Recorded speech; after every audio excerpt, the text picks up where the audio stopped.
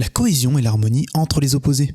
Ce contraste subtil est quasi imperceptible entre l'essence véritable des choses et ce qui apparaît à la surface. Avec ses personnages aussi authentiques et attachants qu'absurdes, Dan Da Dan est une œuvre qui aime prendre absolument tout à revers, nous montrant que oui, ça peut très bien fonctionner comme ça. L'histoire peut sembler bordélique en faisant étalage de tout ce qu'il y a de plus chaotique, mais est en réalité réfléchie et structurée de fond en comble. Comment est-ce qu'en plus de ça, l'œuvre réussit autant à nous faire aimer ses personnages et à si bien mélanger les opposés ? Qu'est-ce qui nous est raconté sous la surface et quel message Yuki Nobutatsu souhaite-t-il nous faire parvenir ? Bonjour, j'espère que vous allez bien. Aujourd'hui, je vous propose qu'on essaie de répondre à ces questions, et étant donné que la saison 2 de l'anime approche à grands pas, je pense que c'est parfait pour nous remettre dans le bain. Petite précision, je n'ai pas lu le manga, je ne parlerai ici que de la première saison de l'anime. Voilà. On est parti ?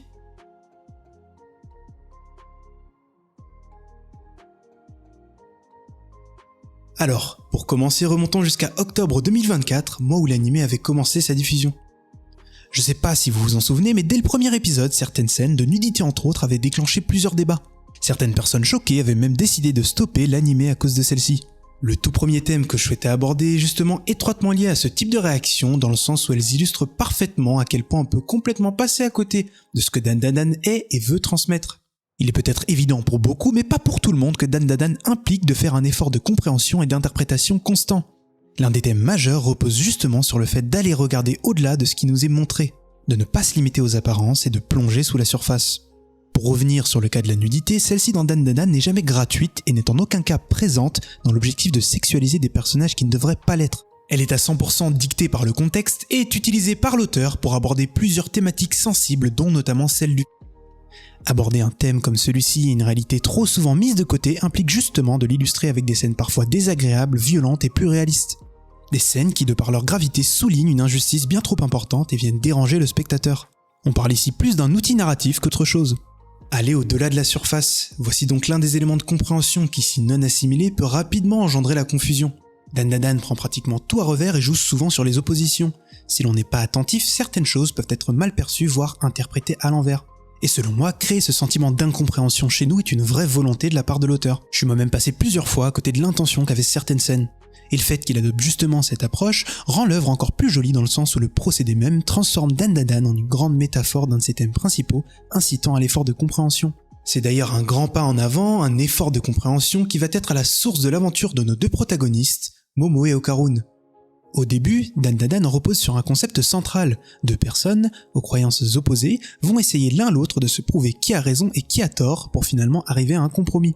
C'est dans cette première confrontation que va naître une forme d'harmonie inattendue entre deux personnes qui au premier abord n'avaient l'air d'avoir rien en commun. Une fois de plus, ici est mis en avant quelque chose de profondément humain. Il faut partager ses passions, aller à la rencontre de l'autre car c'est de là que les liens, que les plus belles choses émergent.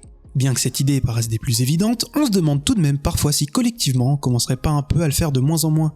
À de moins en moins arriver ne serait-ce que jusqu'à l'étape où l'on confronte sincèrement nos idées avec celles des autres. On va parfois un peu trop chercher à créer des barrières et coller des étiquettes sur des groupes de personnes et ne pas s'écouter. Bien sûr, il ne s'agit pas de tomber dans un relativisme naïf, mais bien d'arrêter constamment de classer automatiquement les autres dans des catégories qui les déshumanisent, ne menant à rien de constructif sur le long terme. Dan Da Dan rappelle ici que l'effort de compréhension n'est pas seulement une clé de lecture du manga, mais qu'elle est surtout une clé pour nous-mêmes. Mais est-ce que cette clé de lecture que certains et certaines n'ont pas reste la seule et unique chose responsable de leur désamour pour Dan Da Dan ? Eh bien, pas vraiment. Un autre reproche qui revient encore régulièrement concerne le fait que Dan Da Dan est jugé comme étant trop bizarre. Et selon moi, cette impression découle d'un élément précis. Elle découle du fait qu'il soit impossible de catégoriser l'anime dans un genre précis, ni même d'anticiper la tournure des événements dans celui-ci. Dan Da Dan est parfois imprévisible, mais surtout s'écarte des codes du shonen que l'on connaît sur pas mal d'aspects. Rajoutez à ça un auteur qui aime déjouer les attentes et tu te retrouves très vite avec des spectateurs agacés et dérangés de ne pas avoir pu retrouver un schéma habituel, confortable et des repères narratifs clairs. Le rejet de l'œuvre naît alors d'un inconfort, celui d'être bousculé dans ses habitudes de visionnage ou de lecture. Maintenant, et avant que je m'égare trop, replongeons sous la surface. Quand je pense à cette thématique, il y a un moment qui me revient assez facilement à l'esprit. Je fais référence à ce petit axe narratif qui sert à introduire la grand-mère de Momo, Seiko Ayase. Vous vous souvenez, ce moment où elle apparaît dans une émission télévisée japonaise un peu parodique et où elle confronte ce qui vraisemblablement est une idole, une célébrité japonaise, en essayant publiquement de deviner des infos sur lui. Par exemple sa vie sentimentale, ses goûts ou même son âge. Et ce qui est drôle dans cette scène, c'est que le mec va invalider chacune des prédictions que lui fait Seiko. Il va complètement mentir sur son âge en se rajeunissant, sur sa situation amoureuse en disant être célibataire, sur son plat préféré et j'en passe. Dan utilise ici le monde des idoles dans lequel tout est mis en scène pour préserver une perfection factice à laquelle le public consent avec enthousiasme. Un monde dans lequel les fans projettent leurs fantasmes sur ces idoles et où ils préfèrent croire en ce qui les arrange. Et attention, l'auteur ne cherche aucunement à se moquer de qui que ce soit, mais simplement à illustrer son propos. Le plus intéressant dans ce passage, c'est qu'il souligne que les fausses façades et que les images trompeuses sont vraiment présentes partout.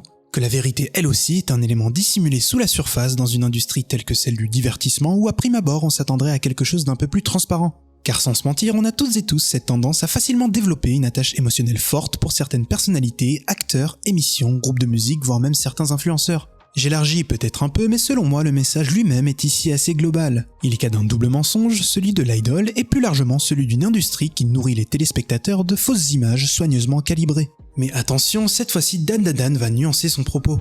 Nuancé dans la mesure où depuis le début, l'auteur nous encourage à faire un effort de compréhension vers les autres et vers le monde, sauf qu'ici, il nous fera bien comprendre que la plupart du temps, les humains ont en fait conscience de ce qu'il y a au-delà de la surface, mais vont d'eux-mêmes accepter les mensonges et volontairement rester dans une sorte d'illusion. Le plus fou dans cette histoire, c'est que le médium, le symbole number one de la supercherie, incarne justement la vérité. C'est quand même assez ironique, tous ces mensonges qu'on accepte volontairement alors qu'on va en même temps se moquer des médiums et de ceux qui font appel à eux. Parce qu'en réalité, ce qu'on fait est très similaire, prendre du confort par le biais d'un mensonge et se complaire dans celui-ci. C'est d'ailleurs Seiko elle-même qui pour moi incarne parfaitement cette contradiction, car malgré son attitude ultra relaxe, malgré cette légèreté chez le personnage et ce manque de sérieux parfois, on comprend très vite qu'elle est en réalité profondément lucide, mais aussi qu'elle voit clair dans le jeu du monde en continuant comme nous de trouver son confort dans les petits mensonges, notamment à travers le show télé qu'elle regarde à longueur de journée, ou encore même à travers ses propres prédictions desquelles elle va tirer une satisfaction en observant les autres mentir. J'aime beaucoup ce passage car il nous introduit parfaitement au caractère de Seiko, personnage dont on reparlera plus tard. Un autre élément central de notre thématique concerne les masques, plus précisément les masques symboliques que portent la plupart des personnages. On dit souvent d'une personne qu'elle porte un masque lorsqu'elle adopte une attitude ou un comportement n'étant pas le sien, dans l'objectif de se créer une carapace face aux autres, une barrière de protection ou parfois même dans l'objectif de s'oublier soi-même par le biais de ce masque. Dans Dan, les vraies personnalités sont très souvent partiellement enfouies et difficiles à déceler même si l'attitude des personnages en surface en dit long sur ce qu'ils cachent au fond d'eux. Et l'auteur va se servir de ces doubles personnalités pour nous prendre à revers. La thématique des masques est omniprésente et ce en grande partie de par le fait que l'œuvre traite de l'adolescence et possède une majorité de personnages très jeunes. S'il y a bien un moment de notre vie où l'on est entouré de fausses personnalités et de faux semblants, c'est bien à cet âge. C'est lorsqu'on est jeune que l'on se cherche le plus et à l'école qu'on assiste sûrement au plus grand défilé de masques de notre vie. C'est l'âge où l'on essaie de se construire mais en même temps celui où il est le plus difficile d'être pleinement authentique. Et trop se dévoiler, c'est parfois prendre le risque d'être jugé, moqué ou rejeté. Alors pour se protéger, se faire accepter ou simplement tenir le coup, chacun finit par enfiler un masque. C'est d'ailleurs ce contexte si spécial qui selon moi donne d'emblée autant de valeur à l'amitié entre Ayase et Okarun, une amitié reposant sur une rare sincérité. Et attention, quand je parle de l'école, il ne s'agit pas de blâmer ou de juger qui que ce soit. Essayer de rentrer dans le moule en jouant parfois un rôle, c'est quelque chose qui a été automatique pour tout le monde et c'est la chose la plus humaine qui soit. Yukinobu Tatsu donne une grande importance à cette thématique, notamment pour montrer qu'après cette période où il est difficile de se trouver, que c'est par l'authenticité et l'expression de notre vraie nature que l'on évolue vraiment. Ne pas avoir honte de ses passions et de qui l'on est. Arrêter de tourner le dos au passé et s'ouvrir aux autres, même si parfois c'est dur, et même si leur univers peut paraître opposé au nôtre. Maintenant voyons qui sont ceux qui portent ces fameux masques à travers 2-3 exemples et les raisons pour lesquelles ils le font. Pour commencer, on pourrait parler d'Aira Shiratori qui va adopter un comportement en lui conférant cette image de la fille parfaite auprès des autres. Via ce procédé, elle va inconsciemment essayer de combler un manque enfoui en utilisant l'appréciation que lui donnent ceux qui l'admirent. Bien sûr, tout ça sera nuancé au fur et à mesure des épisodes, mais on reparlera d'Aira un peu plus tard. Okarun, lui, va s'enfermer dans sa passion pour les extraterrestres. Il va se définir par celle-ci et également l'utiliser en guise de refuge. Et cette image va en partie lui servir de carapace face au harcèlement qu'il subit à l'école. Malheureusement, ce qui est assez contradictoire, c'est que cette image qu'il a construite va à la fois le protéger, mais aussi être une différence mettant les autres élèves dans l'incompréhension et qui accentuera encore plus l'effet d'harcèlement. Okarun est devenu plus difficile à approcher, il est mis de côté et n'arrive pas à se faire d'amis. Mon dernier exemple est celui de Jin Enjoji qui constamment va renvoyer quelque chose de très énergique avec une attitude parfois presque théâtrale. Cette attitude, selon moi, est pour lui un moyen de noyer une grande partie de ses émotions. En effet, dans les événements de l'anime, Jin vient tout juste de voir ses 2 parents se faire hospitaliser suite à l'attaque d'un esprit au sein de leur foyer et souffre encore beaucoup des événements. Pour Jin, adopter une attitude joyeuse et légère est un moyen de ne pas affecter les autres avec son chagrin, mais aussi et surtout une façon de moins ressentir la souffrance au fond de lui. La scission entre ce que ce personnage renvoie et ce qu'il vit au fond de lui est vraiment impressionnante et tragique. Tous ces personnages portent donc des masques mais ne le font jamais de manière gratuite. Il y a toujours une raison, un contexte, une histoire derrière celui-ci. Maintenant que les masques sont tombés, voyons un autre exemple que j'affectionne tout particulièrement, celui du tunnel de Mémé Turbo, un lieu central sur la première partie de saison. Alors pour être plus précis, je parle ici du choix du lieu et de ce qu'il représente par rapport à la thématique. Par définition, le tunnel c'est un peu l'endroit à l'abri des regards, souvent plongé dans la pénombre et très à l'écart. C'est un lieu de transition par lequel on passe souvent mais sans jamais réellement y porter attention. On peut très bien passer à côté ou au-dessus de celui-ci sans même qu'on se rende compte de sa présence. Et c'est précisément pour cela qu'il devient le théâtre parfait pour l'horreur. C'est parce qu'il est souvent hors de portée du regard collectif ou qu'on n'y prête tout simplement pas attention. Il symbolise ces zones d'ombre dans notre société où se produisent parfois les pires atrocités. Au vu de ce que représente le personnage de Mémé Turbo et au vu de son combat, si on creuse un peu, on peut constater une métaphore de ce qu'ont vécu et de ce que vivent certaines femmes dans notre société, qui pour certaines vont traverser des enfers sans jamais qu'une seule trace de cet enfer ne transparaisse ou ne puisse être constatée par ceux qui les entourent. Le tunnel est une métaphore de leur souffrance invisible, ignorée pendant trop longtemps. Et exactement comme lors du sujet précédent, certaines personnes savent mais choisissent de ne pas trop y prêter attention. Le tunnel dans l'imaginaire collectif est aussi très souvent associé à l'idée de mort ou du moins à une transition vers l'au-delà. Je fais bien sûr référence à l'expression « voir la lumière au bout du tunnel » qui à travers Mémé Turbo prend tout son sens. Elle semble elle-même coincée dans son accès vers l'au-delà, suspendue entre la vie et la mort. Bref, on l'aura compris, que ce soit au travers du choix des lieux et de ce qu'ils représentent, de ses personnages ou même de ses thèmes abordés, Dan nous incite à creuser sous la surface en se servant de ce procédé même pour approfondir son monde et son histoire. Mais maintenant, il est temps pour nous de parler d'un autre aspect participant à rendre l'œuvre si belle et unique. Cet élément, c'est la façon dont Dan réussit si bien à mixer les genres, l'inattendu et les opposés. J'ai trouvé ça génial, significatif et très efficace que cet animé réussisse à coupler le sérieux à l'absurde, le tragique à l'hilarant, le surnaturel au quotidien, l'horreur pure à la tendresse sincère et j'en passe. Dans Dan, mixer toutes ces choses entre elles, c'est le procédé omniprésent. Il s'étend à la construction de l'œuvre dans son ensemble, dans sa narration, dans ses ambiances, dans son rythme, dans ses thématiques, etc. Je voulais aborder ce sujet en deux temps. Premièrement en parlant d'à quel point ces mélanges sont une véritable force, et dans un second temps de par quels moyens Yukinobu Tatsu arrive-t-il aussi bien à rendre le tout fonctionnel et cohérent. Prenons le temps, 2 secondes pour récapituler ce que nous a montré la première saison. On passe quand même d'une course-poursuite face à l'esprit d'une vieille qui veut voler des coucougnes, à un combat de sumo contre le monstre de Flatwoods, pour ensuite aller se battre contre un crabe géant en le cuisant dans des sources chaudes pour l'affaiblir, puis juste après ça on te montre une histoire d'amour entre 2 squelettes de physique-chimie. Bref, on comprend que l'originalité et l'inattendu c'est pas ce qui a manqué dans cette première saison. Mais ce qui est fou c'est que cet aspect-là vous pouvez l'élargir à absolument tout le reste de l'œuvre. Et d'emblée on est d'accord que tout ça pourrait facilement partir dans tous les sens. Mais non, l'auteur parvient à rendre le tout cohérent, à donner une logique interne à tout ce chaos, tout en ancrant le développement des personnages dans chaque situation en leur apportant de la profondeur à chaque fois. Revenons d'abord à la base, à ce qui chez l'auteur a été le point de départ d'un univers aussi original.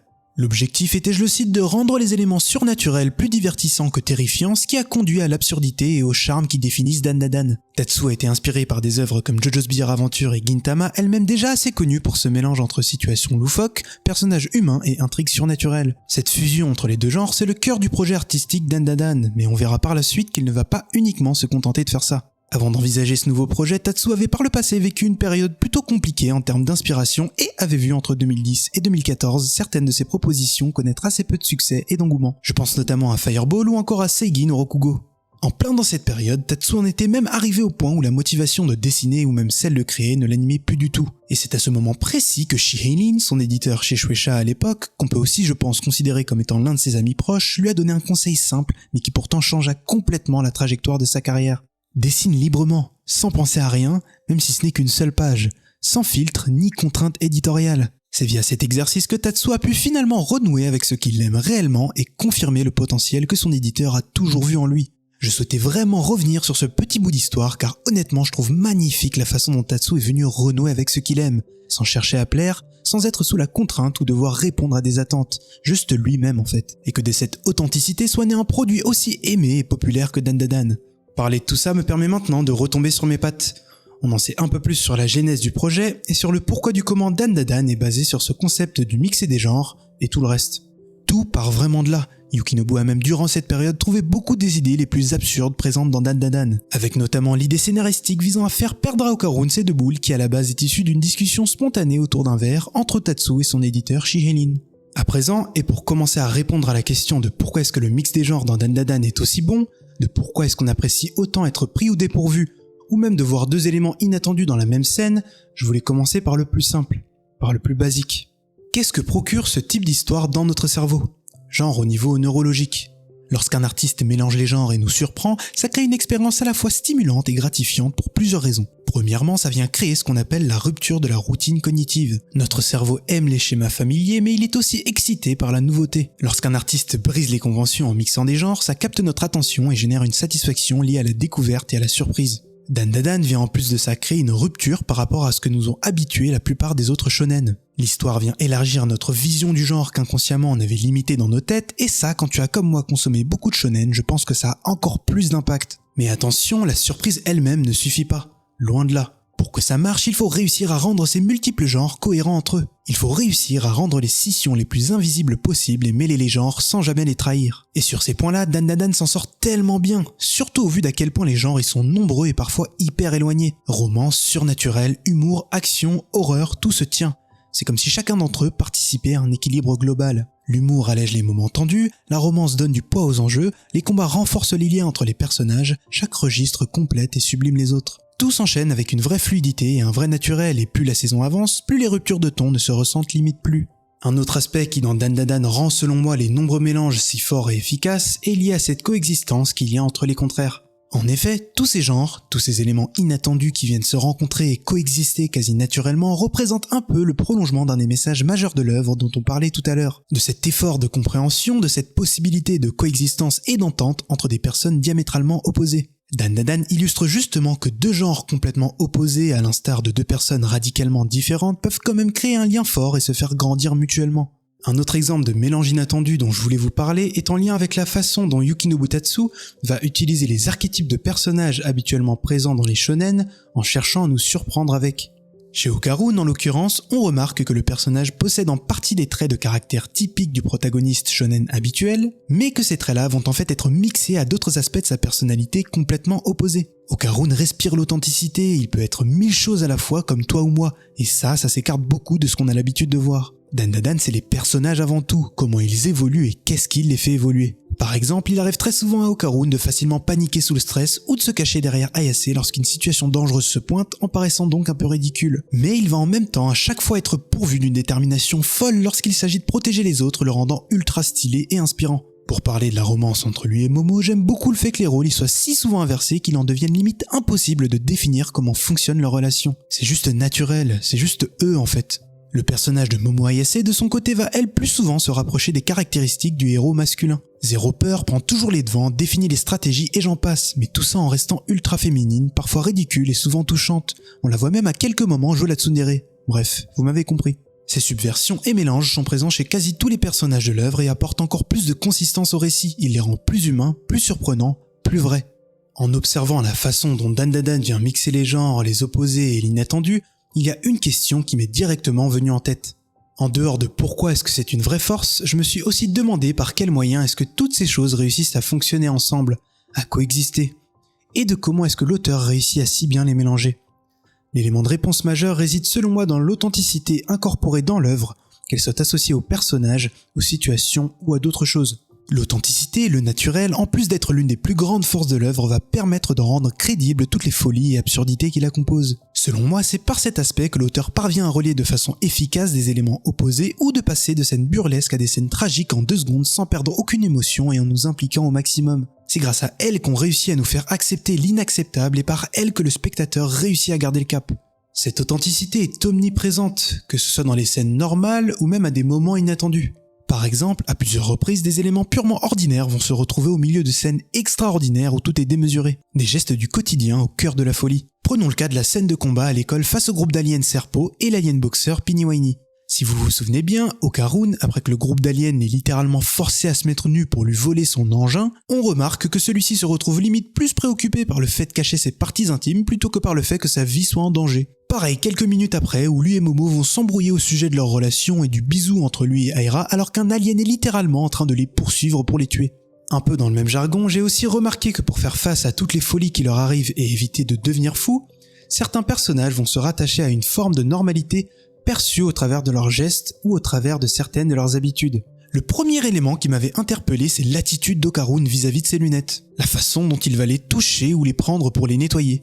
Pour moi, ces lunettes, c'est un peu sa boule anti-stress et en même temps une sorte de barrière physique et émotionnelle entre lui et les absurdités qu'il voit. Les toucher, les laver, les remettre en place, c'est sa façon de reprendre le contrôle. Un réflexe banal, presque rassurant et qui d'ailleurs a aussi un impact sur nous.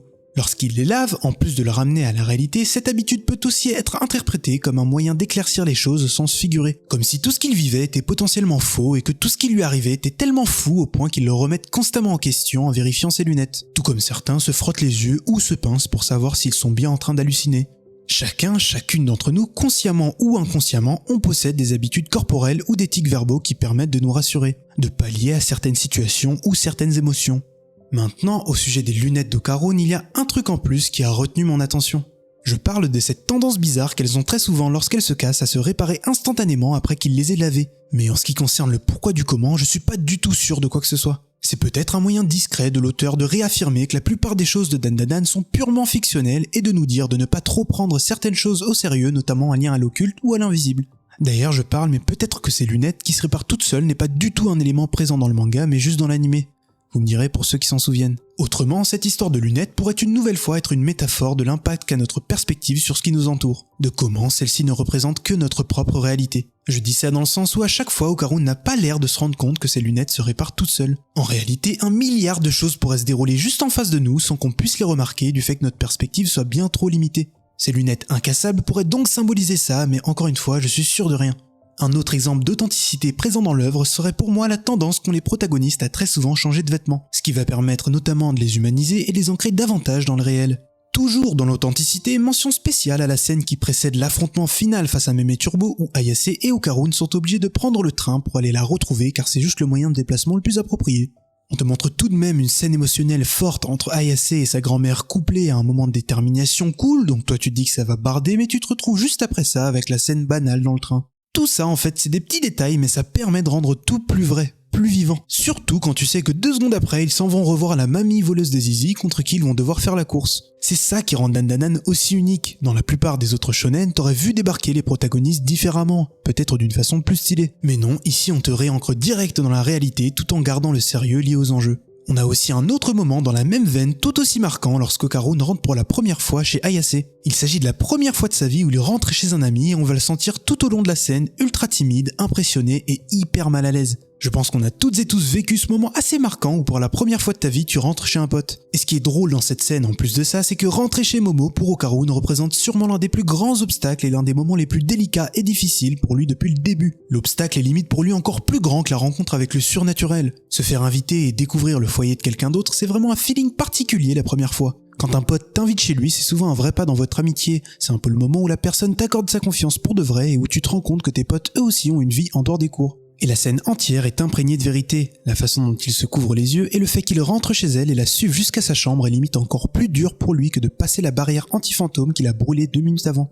Bref, tout ça remet un peu en perspective ce qu'est une épreuve et à quel point les événements de notre vie normale sont en réalité tout aussi impactants, durs et forts émotionnellement que les folies que doivent affronter les personnages de Dandadan. De plus, ce qui est important à préciser, c'est que cette scène est collée à la toute première rencontre faite avec les esprits et les aliens. Après avoir élargi nos horizons, l'auteur nous ramène à ce qu'il y a de plus petit et de plus intime au monde, le foyer. Pour rester dans ce registre de retour à l'humain et continuer sur le foyer, je voulais mentionner les scènes de repas chez les Ayase qui font vraiment partie de mes moments préférés. C'est le moment où les personnages se réunissent à la fin de chaque épreuve pour partager un repas. L'auteur, dans son univers ultra impressionnant et évolutif où absolument tout et n'importe quoi vient se rencontrer, a pour habitude de toujours nous faire revenir à ce point d'ancrage, à ce repas et à cet endroit servant de lieu de pause et de reconnexion pour les personnages comme pour nous. Il permet d'encore plus les humaniser, d'encore plus les approfondir, de resserrer leurs liens et permet à l'auteur de les replacer dans un cadre plus simple. L'un des autres outils que Yukino Butatsu va utiliser pour mélanger les genres, c'est littéralement les genres eux-mêmes, ou plus précisément ce rapport qu'il y a entre eux dont on a un peu parlé tout à l'heure. en ne laissant jamais se bousculer les uns aux autres, et ils coexistent parfaitement. L'humour, par exemple, surprenamment ne vient jamais désamorcer l'aspect dramatique ou l'intensité. C'est d'ailleurs fou, mais il vient même les accentuer. C'est l'un des éléments majeurs lorsqu'on parle d'authenticité dans Dandadan. Il ramène une vraie légèreté lorsque c'est nécessaire et est omniprésent tout au long de la saison. Dans l'animé, l'humour fait d'ailleurs souvent son apparition lors de situations graves ou lors de moments de tension sans désamorcer quoi que ce soit. Je pense par exemple à ce moment fou où Okarun saute sur Meme Turbo pour lui mordre les calebasses dans un acte héroïque. Ou bien de la scène de baseball dans le salon des Ayase où la balle est remplacée par la boule d'Okarun et ayant pour objectif de la lui remettre en place. Aucun rapport par contre, mais mention spéciale à l'irrespect d'Okarun qui pète à la goule d'Ayase 10 heures après l'avoir rencontré. Bref, l'humour dans cet animé, en plus d'être génial, vient rendre les personnages plus vrais et plus attachants. Là où des œuvres purement dramatiques très souvent ne passent pas par le prisme de la blague, Dandadan montre que ces blagues peuvent en fait très bien se marier à des genres plus sérieux pour les élever et vice versa. Dans l'animé, même les aliens et les esprits deviennent plus attachants et gagnent en intérêt car souvent hyper drôles. Je pense à Meme Turbo et ses expressions anglaises ou même au boxeur Pennywiney et à son histoire de lait. Toutes les vannes de Zizi, de paix, tout ce qui va sembler juste drôle ou grotesque à prime abord va en fait servir de ciment et de base pour tout un tas d'autres scènes parfois giga dramatiques. En fin de compte, hormis sa thématique centrale du parcours initiatique autour de ces personnages qui en réalité n'est pas un genre à proprement parler, je pense que catégoriser Dandadan reste assez difficile. Qu'est-ce qu'on dirait si l'on devait le définir ? Pourrait-on simplement dire qu'il s'agit d'une grande réunion des genres et d'un grand mix ? Personnellement, j'en ai aucune idée. Mais par contre, je pense que c'est le moment parfait pour parler de ce qui m'intéresse le plus, les personnages. Maintenant qu'on a parlé de tous ces mélanges atypiques et de cette thématique d'effort vers le monde et les autres, je vous propose de laisser ces thématiques de côté pour nous recentrer sur les personnages. J'ai envie de parler d'eux, de pourquoi ils sont si bons, de comment ils m'ont marqué, des messages qu'ils transmettent et de leur évolution dans la première saison. Et lorsqu'il s'agit de parler des personnages, je pense qu'il est difficile de commencer autre part qu'avec Momo et Okarun. Parlons d'eux, plus particulièrement de cette relation qui les unit et du fort impact qu'elle a eu sur chacun. Dans un premier temps, on verra pourquoi est-ce que leur relation est si belle et si spéciale, puis ensuite on parlera d'à quel point celle-ci les a profondément changés et fait évoluer. L'une des premières choses qui me frappe lorsque je repense à eux deux et qui contribue à rendre leur relation si spéciale, c'est le postulat de départ de celle-ci. La relation et romance à en devenir dans Dandadan ne commence ni par un coup de foudre, ni d'un sentiment amoureux de longue date inavoué. Tu sens que c'est juste deux meilleurs amis qui viennent de se rencontrer et qui sont choqués du fait qu'ils puissent s'ouvrir sur des sujets dont ils ne parlent jamais si naturellement. De leur désaccord au sujet du surnaturel va naître une expérience folle qui va profondément les souder. Une chose que j'aime beaucoup lors de leur première rencontre est la façon dont Ayase vient littéralement se poser en face d'Okarun pour le protéger. Comme je le disais tout à l'heure, Okarun est profondément marqué par la solitude et par le harcèlement qu'il a subi. Peu à peu, il s'est replié sur lui-même et est devenu quasi incapable de créer des liens. C'est en partie de cette situation que lui vient sa passion/obsession pour les extraterrestres. C'est un besoin d'échappatoire, un moyen de fuir les humains qui l'ont toujours rejeté et une façon pour lui de fuir les confrontations et la réalité. Comme montré dans l'animé, depuis l'école primaire, Okarun garde les yeux rivés vers le ciel, non seulement à la recherche d'OVNI, mais surtout dans l'espoir de trouver quelqu'un qui l'accepterait pour ce qu'il est. Mais au final, personne n'est venu, les aliens l'ignoraient et les humains continuaient de le martyriser. Et c'est justement pour ça que le geste d'Ayase est ultra parlant. Lui, ayant tout le temps les yeux orientés vers le ciel ou vers le sol en se protégeant derrière ses livres, ne va pas pouvoir détourner les yeux d'Ayase qui, elle, se place devant lui. Elle lui fait face, elle l'admet, elle le défend et lui donne envie de regarder en face de lui. C'est grâce à cet acte de Momo et grâce à celui d'Okarun juste après qui se lève et décide d'aller lui parler que sa vie va complètement changer. Pour rendre la dynamique de cette relation encore meilleure, l'auteur va faire en sorte qu'Okarun et Momo soient très souvent dans la confrontation. Dès leur rencontre, les deux vont directement communiquer de façon assez explosive. Ils vont beaucoup se crier dessus et cette dynamique restera la même tout du long, sans filtre, complètement libérée. En fait, de l'extérieur, c'est assez difficile à constater et peut même juste donner une impression de négatif, mais les disputes sont aussi dans beaucoup de relations une façon maladroite de communiquer. Même si c'est assez brutal, se disputer c'est aussi un moyen alternatif de tout lâcher. Quand on se dispute, on n'habille pas nos propos, et quand on se crie à la gueule, c'est rarement pour se dire des mensonges. Les échanges profonds entre Momo et Okarun prennent très souvent la forme de disputes, même si la plupart du temps, les deux sont juste en train de se taquiner. Attention, bien sûr, je ne viens pas encenser le fait de se crier dessus, je souligne simplement que c'est souvent lors de ces moments-là que l'on balance les choses les plus inavouables qu'on a sur le cœur. Bref, ne vous embrouillez pas. Ne prenez pas le risque de blesser l'autre, prenez le meilleur des deux mondes et essayez de communiquer calmement. Ouvrez-vous même si c'est dur. En tout cas, pour Okarun étant très réservé sur le plan sentimental et n'ayant jamais eu d'amis, il est difficile pour lui de parler ouvertement. Et s'exprimer de cette façon avec Ayase va donc beaucoup les aider à se comprendre mutuellement. C'est paradoxalement au sein de ce mini-chaos que naît leur sincérité. PS, j'aime aussi beaucoup le fait qu'en opposition à ce qu'on a l'habitude de voir dans les autres shonen, on est ici 2 protagonistes sur un pied d'égalité et pas un seul. Chacun est aussi important que l'autre, ce qui rend la relation encore meilleure. Autrement, ce qui est génial avec leur dynamique mélangeant de belles scènes d'amitié et de belles scènes de romance, c'est que l'auteur fait un peu la même chose qu'avec ses genres. Il montre que la dynamique amicale hyper centrale mélangée à une romance un peu plus secondaire fonctionne parfaitement et rend celle-ci encore plus belle. Tous les moments mignons. Tous ces instants où les deux vont être pris au dépourvu par leurs propres sentiments, ce qui d'ailleurs va parfois créer des moments de gêne un peu bizarres, tout ça est en fait vraiment efficace. Dans Dandadan, la romance est progressive et ne prend pas le pas sur le reste. Okarun, qui est un peu long à la détente, va mettre plusieurs épisodes avant de voir Momo autrement qu'une amie, et Momo, elle, qui au fur et à mesure que la relation évolue, va tomber amoureuse en se rendant compte qu'elle n'avait en fait jamais eu de style à proprement parler chez les garçons. Et ce qui est encore plus fou dans cette histoire, c'est qu'Okarun correspondra même à pas mal de ses précédents critères qu'elle recherchait. D'ailleurs, parlons-en un peu des critères d'Ayase, de l'homme dont elle rêve et qu'elle admire, l'acteur Takakura Ken. Elle nous dit à un moment, je la cite, « J'aime les mecs droits et virils comme Takakura Ken, les mecs comme ça ont tous disparu. » Ce qui est drôle avec sa fascination pour cet acteur japonais, c'est de voir à quel point celui-ci a eu un énorme impact sur sa propre personnalité. À chaque fois qu'elle se retrouve dans le doute, elle se pose cette question de « qu'est-ce que Takakura Ken aurait fait à ma place ?» Et ce qui est encore plus drôle, c'est de l'avoir développé des sentiments pour Okarun qui à prime abord est un peu à l'opposé de tout ça. Très jeune, on se fixe souvent des idéaux qui, une fois adultes, vont un peu être nuancés. On découvre que l'amour peut prendre une toute autre forme, inattendue et plus authentique, sans forcément trop s'écarter des critères que l'on recherchait à la base. La romance dans Dandadan est bien faite car elle ne cherche jamais à en faire trop. Elle avance à petits pas et se construit lentement à travers les épreuves, les rires, les peurs et les blessures. C'est une romance drôle, parfois absurde, mais toujours profondément humaine et authentique. Et comme on le disait plus tôt, l'anime se sert de cette authenticité pour en faire un point d'ancrage émotionnel dans son univers complètement fou. La relation Momo-Okarun est justement l'un des facteurs d'authenticité les plus importants pour l'œuvre. Les deux sont aussi très complémentaires dans le sens où la force et la confiance de Momo inspirent Okarun à surmonter ses peurs, tandis que la gentillesse et la détermination de celui-ci rappellent à Momo la valeur de leur confiance et de leur complicité. Les personnages sont bien construits, ils sont uniques, vivants et tout plein de petits détails ajoutés qui permettent de les rendre encore plus réels et palpables. Un autre aspect de leur relation que je trouve génial est associé à l'épisode 5. C'est le moment où je suis pleinement rentré dans l'histoire. Tout l'épisode s'axe autour d'une idée très simple. Le lendemain de leur combat face à Mémé Turbo et l'Esprit Crabe, Momo et Okarun vont lors de leur pause du midi se chercher dans toute l'école mais vont étonnamment avoir beaucoup de mal à se trouver. C'est sûrement l'un de mes épisodes préférés même si je sais que beaucoup de personnes l'ont vécu comme une cassure par rapport au rythme et à la folie des 4 premiers. L'ambiance change complètement et on a limite l'impression de se retrouver dans un school life où l'essentiel de l'histoire se déroulerait dans un seul et même endroit. On passe d'un combat face à une bête surnaturelle gigantesque avec des enjeux énormes à un contexte très simple et terre à terre, celui de l'école. Mais croyez-moi, des choses il s'en passe tout autant. Cet épisode parle de l'appréhension, de nos présomptions et de la réflexion excessive qu'on peut se faire vis-à-vis de ce que pensent les autres. En plus de ça, ajoutez-y un rappel sur l'importance qu'a la communication au sein d'une relation. Dans cet épisode, l'auteur prend son temps à un moment où les personnages en ont le plus besoin. Il va de façon originale mais dans le plus simple des contextes développer leur amitié naissante et réussir à créer des scènes fortes émotionnellement. Tout du long, tu te retrouves à halluciner d'à quel point les situations sont tirées par les cheveux et du nombre de fois où les deux vont se rater dans les couloirs en interprétant les sentiments de l'autre complètement à l'envers. Momo et Okarun veulent se voir, se cherchent mais ne se trouvent pas. Et c'est de là que vont émerger les doutes, les projections mentales erronées et de là que l'épisode devient génial. Des deux côtés, au plus ils vont se rapprocher l'un de l'autre dans l'école, au plus ils vont commencer à s'imaginer des choses folles et écartées de la réalité, remettant même en question le vrai lien et la vraie proximité créée entre eux.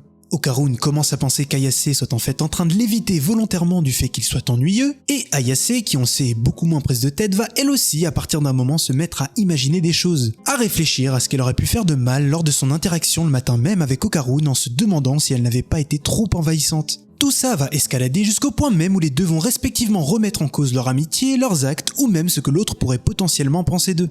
Une chose que j'aime beaucoup dans Dandadan est la façon dont l'auteur a agrémenté l'histoire de toutes ces petites subtilités qu'on aurait bien aimé comprendre plus jeune et qui souvent bloquent au niveau relationnel à ces âges-là. On a tous tendance à le faire, mais chercher à imaginer ce que les autres pensent n'est jamais trop bon en amitié. Selon moi, il ne faut pas avoir peur et ne pas faire dans la demi-mesure. Si tu ressens un vrai feeling et que tu les apprécies, n'aie pas peur de le leur montrer. N'aie pas peur d'être trop envahissant ou peu importe. Une vraie amitié surpasse ces choses-là et laisser planer le doute ou prendre ses distances par peur peut engendrer des quiproquos ou encore plus d'appréhension. Ça ne sert à rien de stresser et de s'imaginer 40 000 trucs car les émotions des autres, ce n'est pas toi qui les contrôle. Il faut lâcher prise. Ce qui est drôle dans cet épisode, contrairement aux 4 précédents, c'est qu'ici, l'ennemi c'est eux. Ce qui se passe dans leur tête montre à quel point notre imagination peut changer notre rapport au monde entier et à quel point notre perspective peut nous engloutir dans cette fausse vérité dont on parlait tout à l'heure. Dans cet épisode, nos deux protagonistes vont également replonger dans les peurs et les travers que tous deux avaient avant de se rencontrer, jusqu'au point même où ils regretteront de trop s'être ouverts l'un à l'autre. Okarun a peur qu'Ayase se lasse et a peur de ne pas être assez pour elle en tant qu'amie, et franchement ce sentiment est tellement compréhensible et commun. Perso, plus jeune, il m'est souvent arrivé d'avoir peur d'être trop ennuyeux avec les amis que je venais de me faire, ou d'avoir peur que mes sentiments amicaux ne soient pas en phase avec les leurs. Et ça, c'est souvent le cas quand l'amitié est très récente, ce qui est exactement le cas de nos deux protagonistes. J'aime tellement la façon dont leur comportement crie à quel point ils sont déjà hyper attachés l'un à l'autre, mais que ces sentiments viennent être bloqués par mille et une choses. Okarun et Momo souhaitent tellement se voir au point où ils n'arrivent même plus à penser à autre chose lorsqu'ils sont en classe. Ils ont ressenti que lorsqu'ils sont ensemble, ils peuvent pleinement agir de façon naturelle et parler de ce qui les anime sans peur du jugement. Pour revenir à la course-poursuite effrénée au sein de l'école, finalement, après avoir passé l'entièreté de la pause du midi à se chercher, Okarun et Momo vont à un moment se retrouver à 3 mètres l'un de l'autre, séparés par un mur, chacun assis sur un banc différent et complètement bloqués dans leurs pensées. Jusqu'à ce moment où les deux vont carrément céder à leurs appréhensions et décider d'arrêter de se chercher. Mais c'est pile à ce moment-là où ils se lèvent pour partir qu'ils vont se cogner la tête et faire ce fameux bisou non intentionnel qui va rendre la situation encore plus complexe.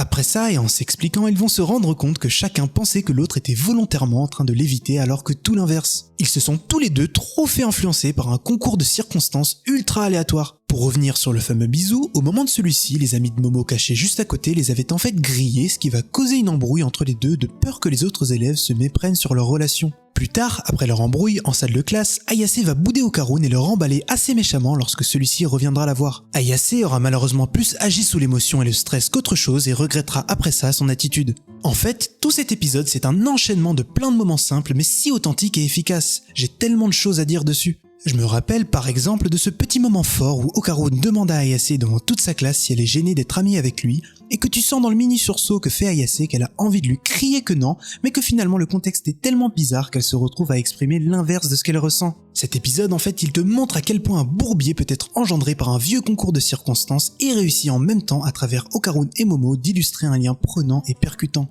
On ressent la crainte qu'ils ont de montrer ce qu'ils ressentent et la façon dont grandit en eux la peur d'un éventuel manque de réciprocité dans leur amitié. Plus je revois cet épisode et plus je le trouve bon. C'est comme des petites montagnes russes, plein de petites montées en émotions composées de moments à la fois simples mais très riches. Et au final, tout cet énorme malentendu qui aura perturbé nos protagonistes toute la journée se terminera finalement lors d'une discussion tranquille sur le chemin de retour de l'école, ensemble.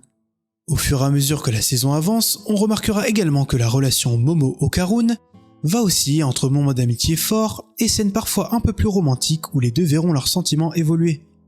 Dès l'instant où Jin Enjoji apparaît, cette romance deviendra même encore plus centrale. La romance entre les deux protagonistes est sûrement l'un des aspects les plus réussis de tout Dandadan. C'est difficile de prendre un moment en particulier pour l'illustrer car tout est plutôt progressif et étalé, mais il y a tout de même un passage dont il fallait que je parle. À la fin de l'épisode 11, on nous raconte une histoire d'amour assez spéciale entre deux faux squelettes. Vous savez, ce qu'on avait souvent en cours de SVT ou de physique-chimie. Et comme d'habitude, l'auteur s'est aussi bien laissé aller sur la forme que sur le fond. On retrouve dans cette histoire plein de petites symboliques et de choses qui résonnent entre Okarun et ce fameux squelette. Petite recontextualisation, on se retrouve une fois de plus lors de la pause du midi au moment où Ayase décide de rejoindre Okarun pour manger à deux. Et c'est à ce moment précis que Jin Enjoji en toute pureté débarque pour les rejoindre. Okarun après ça est pris d'une forte jalousie en voyant Momo et Jin s'amuser ensemble, va d'un élan de lâcheté et de dévalorisation décider de renoncer à sa relation avec Momo et de s'écarter d'elle.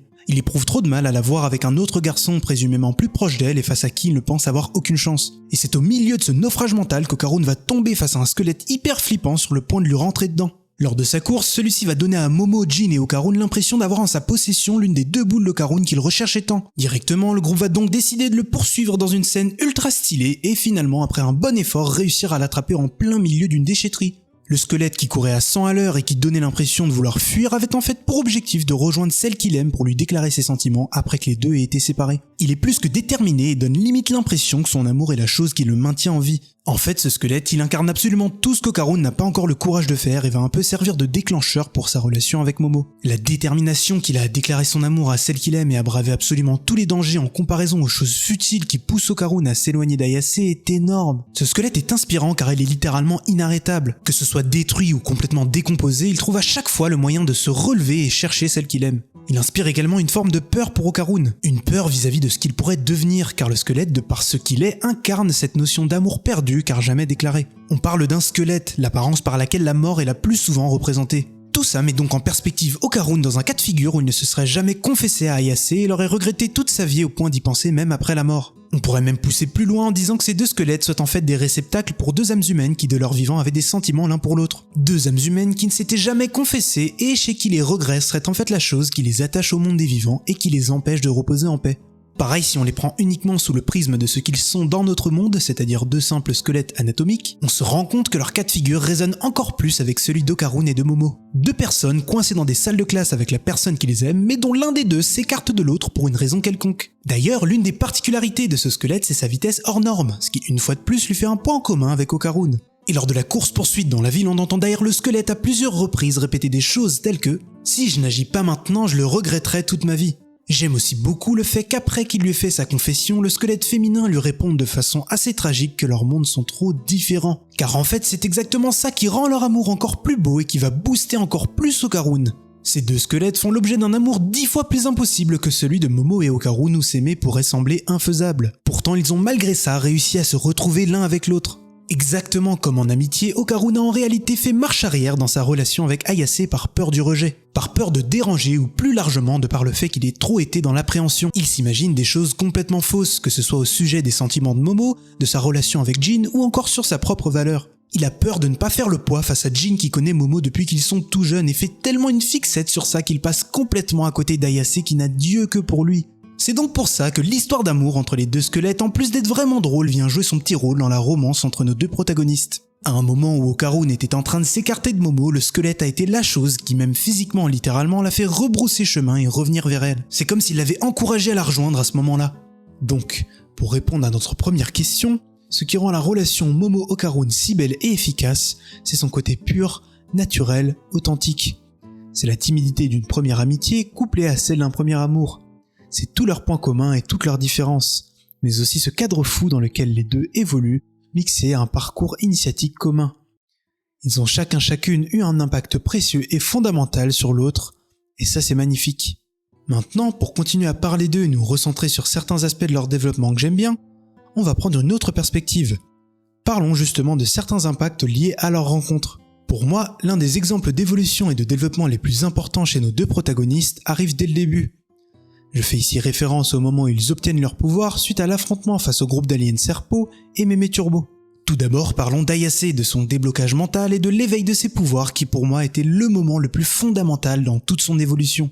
Après avoir été capturé par le groupe d'aliens voulant lui voler son utérus, Momo va devoir replonger au fond d'elle et faire la paix avec une partie de son passé. C'est en étant dos au mur et grâce à cette situation de vie ou de mort qu'elle va pouvoir faire ressortir ce qu'il y a de plus fort en elle, sa vraie nature. Ajoutons aussi à ça le second déclencheur le plus important qui est sa rencontre avec Okarun et le fait qu'elle ait justement pu se confier à lui au sujet de son passé pour la première fois de sa vie en lui parlant de l'impact qu'avait eu son harcèlement et de la relation qu'elle a avec sa grand-mère. Grâce à tout ça, Momo va éveiller des pouvoirs psychokinésiques avec notamment la capacité de visualiser et de manipuler les auras des personnes et des objets qui l'entourent. Un déblocage mental pour des pouvoirs psychiques. Plutôt cool, non ? Pour rapidement revenir sur le cas du harcèlement de Momo, celui-ci était issu des liens étroits qu'il y avait entre sa famille et les esprits et du surnaturel et des traditions qui la suivaient jusqu'à l'école. Ayase, lorsqu'elle se confiait à Okarun, évoquait le fait que chaque matin, lorsqu'elle se rendait à l'école, sa grand-mère lui faisait faire un rituel où elle devait orienter l'index de sa main vers le ciel jusqu'à ce qu'elle arrive à destination. Ce rituel et tout ce qui l'a relié au surnaturel lui a valu beaucoup de moqueries de la part des autres élèves à l'école. Il y a même ce garçon dont elle était amoureuse qui se moquait d'elle à cause de ça. Pour Ayase, parler de tout ça à Okarun va être libérateur et lui permettre de réaffirmer de vive voix que ce n'était pas le harcèlement à son encontre qui la dérangeait le plus, mais surtout le fait que beaucoup des moqueries étaient faites à l'encontre de la personne qu'elle aime le plus au monde, sa grand-mère. En supplément à ça, je pense qu'on peut rajouter le fait que Momo et sa grand-mère vivent plutôt à l'écart de la ville, et que donc certains aspects de son éducation différaient peut-être un peu de celles qu'avaient eues les autres élèves. Elle a sûrement à cause de ça dû au départ être confrontée à des codes qu'elle ne connaissait pas ou ne comprenait pas. Lors de son combat face au Serpo, c'est en repensant à son passé et à l'amour qu'elle porte pour sa grand-mère qu'Ayase va se rendre compte qu'elle n'avait jusqu'ici jamais pris le temps de pleinement discuter avec celle-ci au sujet de la scission qu'il y avait eu entre elles en lien avec cette période de harcèlement, et que tout ça lui faisait encore beaucoup de mal. Ayase, au fond d'elle, regrette d'avoir été aussi méchante et distante avec sa grand-mère durant une longue période. Avant sa rencontre avec les esprits, Momo considérait qu'ils n'existaient pas, mais c'était en fait sa grand-mère qui avait raison depuis le début. Les esprits et le surnaturel existent bel et bien. Toute cette histoire entre Momo et sa grand-mère me fait penser à ces disputes qu'on pourrait parfois avoir avec des êtres chers et qui vont créer de la distance alors que notre amour pour eux surpasse largement tout ça. Je pense également à la valeur que renferment certains des conseils que nous font nos aînés qui sont très souvent le fruit de leur maturité mais vis-à-vis desquels on reste souvent hermétique. Car c'est fou mais c'est littéralement un conseil de Seiko qui va permettre à Ayase de faire ressortir l'énergie en elle. Les rituels qu'elle lui faisait faire plus petite peuvent aussi dans une certaine mesure envoyer un message sur l'excès de contrôle ou de protection qu'un parent/tuteur peut parfois avoir sur son enfant ne le laissant pas s'exprimer pleinement ou venant au final plus créer un blocage qu'autre chose. Heureusement ce ne sera pas très méchant ici dans le cas de Seiko Ayase qui va très vite le comprendre et laisser à sa petite fille toute la liberté dont elle aura besoin en prenant sur elle. Après cette période de confrontation entre elle et sa grand-mère, Momo s'est au fur et à mesure détachée de sa culture et de ce qu'elle lui imposait pour s'intégrer davantage et éviter les jugements de ses camarades. Ce qu'elle ne savait pas en faisant ça, c'est que le contexte si particulier de l'école dont on parlait tout à l'heure la forcera à tirer un grand trait sur sa nature, jusqu'à ce que finalement elle rencontre Okarun. Toutes ces choses ont au fil du temps au fond d'elle créé un nœud difficile à démêler pour une fille aussi jeune dont elle viendra se libérer en réveillant ses pouvoirs. Un petit détail que j'aime bien pour terminer sur cette scène et qui symbolise de façon concrète l'évolution d'Ayase est le coup de pied dévastateur ultra classe qu'elle utilise face à l'alien, qui est exactement le même qui avait été bloqué le matin même par son petit ami entre guillemets qui avait d'ailleurs été horrible avec elle. En ce qui concerne Okarun, l'éveil de ses pouvoirs est de base lié à la possession qu'exerçait sur lui Meme Turbo. Mais ce qui est intéressant, c'est l'usage qu'il va faire de ses pouvoirs au moment où il les obtient et après avoir réussi à prendre le contrôle dessus. La première chose qu'il fait quand il les obtient, c'est de se précipiter pour aller sauver Ayase en étant bien sûr aidé par une Meme Turbo ne voulant pas laisser une fille se faire agresser sous ses yeux sans pouvoir punir les agisseurs. Le moteur du courage chez Okarun, c'est sa volonté de protéger Momo ou ceux qu'il aime. En très peu de temps, celle-ci prendra une place spéciale dans son cœur car c'est justement elle la première à avoir fait un pas vers lui en prenant sa défense dans un monde où absolument personne ne lui accordait de l'attention. Okarun a plus d'amour à donner que n'importe qui car on ne lui a jamais donné l'occasion de le faire. Sa force et son courage reposent justement sur cet amour puissant qu'il a la capacité de donner aux autres. Okarun accorde une importance à ce qu'il aime plus élevée que n'importe qui car il connaît la valeur de l'amour et de l'acceptation plus que n'importe qui. J'aime aussi beaucoup le fait que ses pouvoirs lui aient conféré une grande vitesse car ceci illustre un joli contraste avec l'ensemble de sa vie où on le sentait plus dans l'inaction qu'autre chose. Okarun prend maintenant l'initiative et rattrape tout son retard à pleine vitesse. Pour en rajouter sur les évolutions, on peut évidemment revenir sur toutes ces choses enfouies en Momo et Okarun qui ont enfin pu se révéler après leur rencontre. Et aussi de la façon dont ils ont au fur et à mesure que le temps passe laissé tout ce qu'il y avait de superficiel de côté et fait tomber leur masque même à l'école. Chez Okarun, on peut aussi parler de cet aspect de découverte où il a justement pu expérimenter beaucoup de nouvelles émotions en simultané après avoir rencontré Momo, Aira, Jin et j'en passe. Pour la première fois, il va tomber amoureux et va même commencer à ressentir de la jalousie vis-à-vis de Jin. Et ce qui est intéressant, c'est qu'en plus d'être une découverte, ce sentiment de jalousie va complètement prendre le dessus sur lui au point où il va d'abord chercher à prendre ses distances avec Ayase. Car Okarun, je le rappelle, n'est pas que jaloux de l'éventuel amour qu'il pourrait y avoir entre elle et Jin, mais aussi de leur amitié. Pour moi, il éprouve du mal à voir Ayase s'attacher à quelqu'un d'autre car il a toujours en lui cette peur de la solitude. Voir Ayase s'amuser avec quelqu'un d'autre que lui donne l'impression que celle-ci va s'écarter après avoir trouvé mieux et renforce cette partie de lui qui constamment se dévalorise. Par peur, Okarun va même pendant un moment entrer dans une compétition avec Jin en essayant de faire mieux que lui à chaque fois. Et c'est fou quand on voit que toute cette jalousie n'est causée que par l'apparition d'un mec sorti de nulle part qu'Ayase n'avait plus vu depuis toute petite. Et encore plus quand on sait qu'elle essaie constamment de passer du temps avec Okarun ou même lorsque l'on sait à quel point leur alchimie est si forte. Okarun n'arrive pas à réfréner sa jalousie. Il se sent minable à cause d'elle et les choses deviendront encore plus difficiles lorsqu'il se rapprochera réellement de Jin et verra à quel point c'est une bonne personne. Il n'a aucune raison valable de le détester et aurait même préféré qu'il soit une mauvaise personne au début. Il va, vers la fin de saison, apprendre à aimer discuter avec lui tout comme il le faisait avec Ayase. Et cette nouvelle relation sera pour lui un très grand pas en avant dans la mesure où il ne s'était jusqu'ici jamais fait d'amis garçons. C'est drôle quand même, Okarun apprécie discuter avec Jin mais en opposition à ça, celui-ci est à la source de sa jalousie. Ce que j'aime aussi dans leur relation, c'est qu'il aura au final juste fallu que les deux se retrouvent seuls pour que la glace se brise naturellement à travers une petite confrontation. Les deux ont simplement fait un foot avec un peu d'accrochage, puis Jin lui a demandé s'il était amoureux d'Ayase et basta. Bref. Je pense que je vais m'arrêter ici en ce qui concerne Momo et Okarun. Faisons maintenant place à Meme Turbo. Meme Turbo, c'est sûrement l'antagoniste la plus populaire et la plus présente dans la première saison. Elle va apparaître du 1er jusqu'au 4e épisode en tant qu'ennemie, puis après ça suivra les protagonistes dans leurs aventures après qu'il les bloqué dans une peluche à l'effigie du mannequin Neko. La première chose qui me vient à l'esprit quand je pense à elle, c'est à quel point son envie de vengeance et de rétribution qui à l'oreille comme ça pourrait paraître noble, va malheureusement aussi être la chose la forçant à rester sur Terre, bloquée par ses traumatismes et par cette mission qu'elle s'est imposée. C'est vraiment l'un de ces personnages puissants dans Dandadan qui arrive à te prendre à revers très fort à partir du moment où tu comprends ses réelles intentions. Mémé Turbo, à l'intérieur de son tunnel, joue le rôle d'une prostituée pour attirer les hommes et les piéger en volant leurs parties intimes. C'est ce qui est arrivé à Okarun qui lui malheureusement n'était pas mal intentionné, mais bon, c'est justement un peu ça le problème avec Mémé Turbo. Elle en veut absolument à tous les hommes sans distinction dès le moment où ils rentrent dans le tunnel. Je vais éviter de trop présumer de choses en lien avec son passé car le personnage n'a dans l'anime jusqu'ici rien évoqué de concret. Mais en tout cas, je pense que celle-ci a vraiment dû y voir et y vivre des choses abominables et complètement inhumaines. Elle a d'ailleurs sûrement été elle-même forcée à se prostituer dans sa jeunesse. Mémé Turbo, dans son tunnel, essaie d'attirer les hommes dans l'objectif de leur prendre quelque chose en guise de rétribution pour toutes les femmes qui ont par le passé été abusées. Pour celles qui ont subi des violences ou des agressions pour ne citer que cela, mais aussi, et c'est très intéressant, dans le cadre un peu plus personnel d'une vengeance. Je trouve aussi pertinent de rappeler que sa première apparition se fait en parallèle à celle du groupe d'aliens Serpo qui pendant ce temps-là essayait de voler l'utérus de Momo ou sa banane comme il l'appelle. Ce qui en fait résonne un peu avec Mémé qui elle coursait Okarun pour lui voler ses boules. Ils font exactement la même chose mais pas du tout pour les mêmes raisons.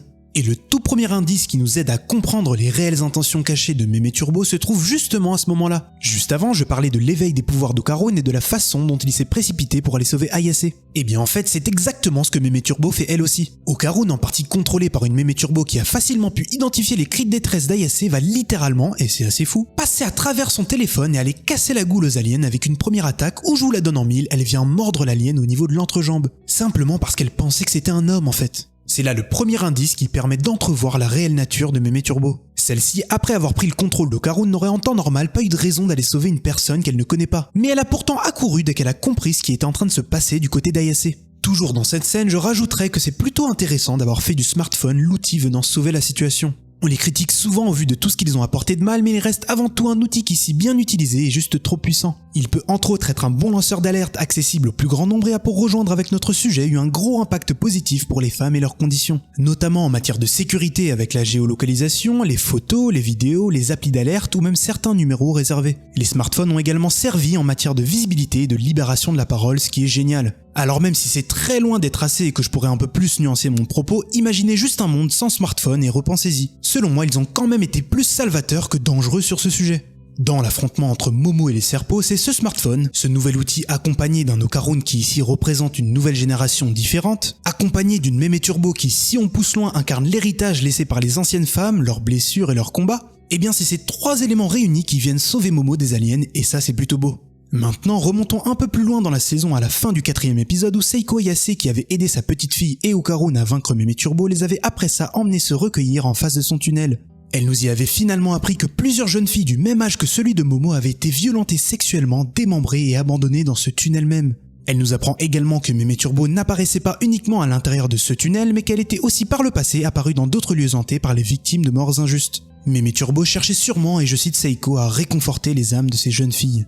Seiko complétera enfin en disant qu'interférer avec le monde des vivants aura été l'erreur commise par Mémé Turbo et la raison pour laquelle elle-même et les autres médiums cherchaient depuis très longtemps à envoyer celle-ci de force dans l'au-delà. Mémé Turbo a par le passé malheureusement dû faire du mal à de purs innocents de la même façon qu'elle se faisait elle-même consciemment ou inconsciemment beaucoup de mal. Car étant une entité tirant sa puissance des lieux dans lesquels elle s'enferme, elle va à chaque fois en faisant ça replonger davantage dans son passé qui la hante et renforcer la barrière mentale qui la bloque. Elle est bloquée dans un passé qui l'empêche d'avancer vers la mort et dans une haine qui en même temps représente sa raison d'être. Ce qui est fou dans cette histoire, c'est que Mémé Turbo réapparaîtra après ça hyper vite à un moment où tout le monde se croyait débarrassé de sa menace. Elle s'était en fait réfugiée au dernier moment à l'intérieur d'Okarun pour regagner ses forces. Heureusement, celle-ci s'est faite cramer et directement transférée, comme je vous l'ai dit tout à l'heure, dans une peluche Manikiniko. Ce qui est drôle en plus de la scène où Seiko fouette la tête d'Okarun avec ses pieds dans une bassine pour la faire ressortir et qu'après ils se mettent à la poursuivre dans toute la baraque, c'est ce contraste fou qu'il y a entre Mémé Turbo et la peluche. Le Manikineko au Japon est synonyme de pureté et de bonheur et c'est tout de même assez ironique de voir Mémé Turbo et son vocabulaire assez grossier enfermés dedans. Peut-être une façon que l'auteur a de remettre en cause certaines superstitions et montrer le fossé entre la réalité et les apparences. Ou peut-être pas tant que ça dans la mesure où Mémé Turbo incarne en même temps une certaine forme de pureté cachée. Et pour parler de ce qui éventuellement aurait pu changer chez Mémé Turbo depuis qu'elle a rejoint le groupe de protagonistes, j'ai remarqué une chose. J'ai remarqué que l'attitude de Mémé Turbo, sans que je comprenne pourquoi, c'est en quelque sorte jeunifiée depuis qu'elle traîne avec eux. Dans le sens où elle va, à partir d'un moment, commencer à utiliser certains anglicismes et adopter une façon de parler qu'elle décriait quelques épisodes avant. À part ça, j'ai pas trop l'impression qu'elle se soit pris d'affection ni pour Okarun ni pour Momo. Au contraire même, on a plus l'impression que celle-ci prévoit de reprendre le contrôle sur ses pouvoirs au bout d'un moment. Même si l'anime nous a bien montré que son énergie spirituelle était dorénavant bloquée à l'intérieur d'Okarun et qu'uniquement sa conscience était coincée dans la peluche. Pour terminer sur le personnage et faire le lien avec le prochain dont on va parler, Il fallait que je parle du concept de Jibakurei, des esprits encore plus puissants ayant sous leur contrôle des zones encore plus grandes. L'esprit crabe, affronté en même temps que Mémé Turbo dans l'épisode 4, en est un, et c'est d'ailleurs de lui qu'elle tirait une partie, si ce n'est l'ensemble de sa force. Cet esprit ayant pris la forme d'un énorme crabe va tout comme Mémé Turbo chercher à apaiser les âmes des jeunes femmes dont on parlait tout à l'heure et dont les visages de certaines vont même orner sa carapace. En s'associant avec Mémé Turbo, l'esprit crabe lui aussi souhaite les aider à passer vers le monde des morts de façon fluide et accompagnée. Je trouve qu'apprendre ça donne tellement d'impact et rend tellement plus triste cette scène où les âmes des jeunes filles présentes sur sa carapace vont progressivement remonter jusqu'au ciel après que son corps ait disparu. Toujours sur le Jibakurei, j'ai bien aimé que celui-ci soit représenté par un énorme crabe qui factuellement est un animal purement inoffensif et que la majorité des gens ne perçoivent pas comme menaçant. Les humains ils les bouffent les crabes et il y en a même qui les trouvent mignons. Mais là où ce choix est bon, c'est que si justement on met toutes ces choses là de côté, on peut rapidement commencer à trouver l'apparence d'un crabe assez flippante. Rien que leurs grosses pinces crochues, leur carapace, leur corps qui bouge bizarrement, leur taille qui peut vraiment être assez importante selon l'espèce, il y a vraiment pour moi ce sentiment de crainte un peu viscérale similaire à celui que j'ai pour les araignées, même s'il reste bien moins flippant. Mais croyez-moi, se retrouver à marcher sur une plage et voir un crabe apparaître, ça crée toujours un petit sursaut. L'esprit crabe évoque donc soit la peur pour ceux qui s'opposent à lui et qu'il souhaite punir, ou soit cette image inoffensive et réconfortante servant à rassurer les jeunes filles traumatisées. Du côté des antagonistes, on a aussi le groupe d'aliens de la planète Serpo que j'ai pas mal évoqué jusqu'ici, qui apparaissent lors du premier épisode puis vers la fin du 8e épisode, avec à chaque fois le même objectif.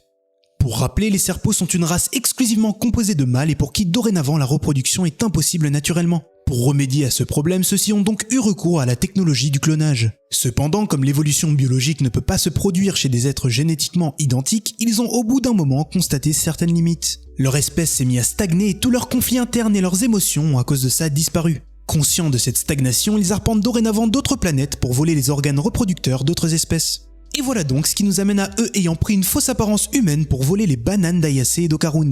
Deux idées distinctes me viennent directement en tête quand je pense aux Serpos et à ce qu'ils représentent dans Dandadan. La première réside dans le fait qu'ils soient une sorte d'avertissement. Les Serpos sont en partie pour moi une projection de ce vers quoi les humains pourraient s'orienter si l'on faisait les mauvais choix et si certains sacrifices seraient faits au profit d'un soi-disant progrès. Les Serpos sont un rappel de la valeur qu'ont nos émotions et notre unicité et de la valeur qui réside dans nos différences. Obsédés par leur volonté d'évolution absolue, les Serpos ont complètement perdu de vue ce qui de base leur avait justement donné cette envie d'évolution. Leur quête d'évolution infinie ne vaudra jamais ces sentiments d'envie et ces conflits qu'ils possédaient à l'origine. Trop de progrès mènent à la déshumanisation et pour une espèce comme la nôtre qui elle aussi est très avide d'évolution, avec certains pensant même que celle-ci soit à la clé de tous les problèmes, on peut gentiment commencer à y voir quelque chose de risqué. Le progrès, s'il devient une obsession, pourrait dans certains cas avoir un prix. Et dans le cas d'une société déshumanisée à cause de celui-ci, ce prix serait notre volonté propre et unique qui nous est si chère, accompagnée de toutes nos différences. Nos liens et tout ce qui nous distingue les uns des autres sont à la racine de ce qui nous rend complémentaires. Ce n'est pas seulement le progrès en soi, mais ce qu'il suscite. À trop chercher à supprimer toutes les contraintes, toutes les faiblesses, même les plus bénignes, on pourrait terminer comme les Serpos et même pourquoi pas envisager des folies comme le clonage complet. Et franchement, est-ce qu'on aurait autant d'envie et autant de choses qui nous animent dans un monde où tout se ressemblerait et où tout serait uniforme ? Dandadan ici et comme tout plein d'autres fois nous crie soyez différents, soyez vous-même surtout. Détestez être triste, aimez être heureux et un point c'est tout. Il y a certaines choses qu'il faut savoir encaisser car c'est tout ce mélange et toutes ces émotions qu'on ressent qui donnent du sens à la vie et qui la rendent si précieuse. Évidemment, il ne s'agit pas de rejeter le progrès en lui-même car c'est cette soif de découverte et d'évolution qui nous a amenés jusqu'ici, mais juste de savoir mettre des limites sur certains terrains précis. Reprenons par exemple le clonage, il ne s'agit surtout pas de complètement le diaboliser. Certains types de clonage, si dans le futur il y a, pourraient avoir de réels intérêts, voire même être salvateurs. On pourrait même imaginer à l'avenir qu'il devienne possible d'éviter certaines maladies génétiques dès la naissance. Ce n'est pas encore une réalité médicale ou légale, mais peut-être qu'un clonage ciblé non intégral entraînerait éventuellement beaucoup de bienfaits. La deuxième idée centrale que renvoient les Serpos est la désacralisation de l'espace et des aliens.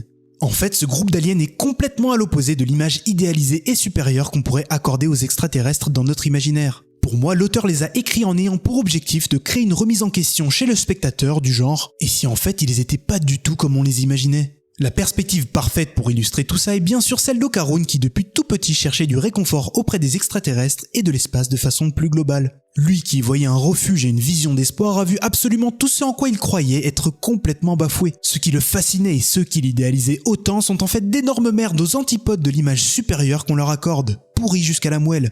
Les Serpos incarnent même l'un des pires travers humains mais à une échelle galactique. Je fais ici référence à ce colonialisme biologique qu'ils font où ils arpentent d'autres planètes pour aller voler les organes reproducteurs d'autres espèces.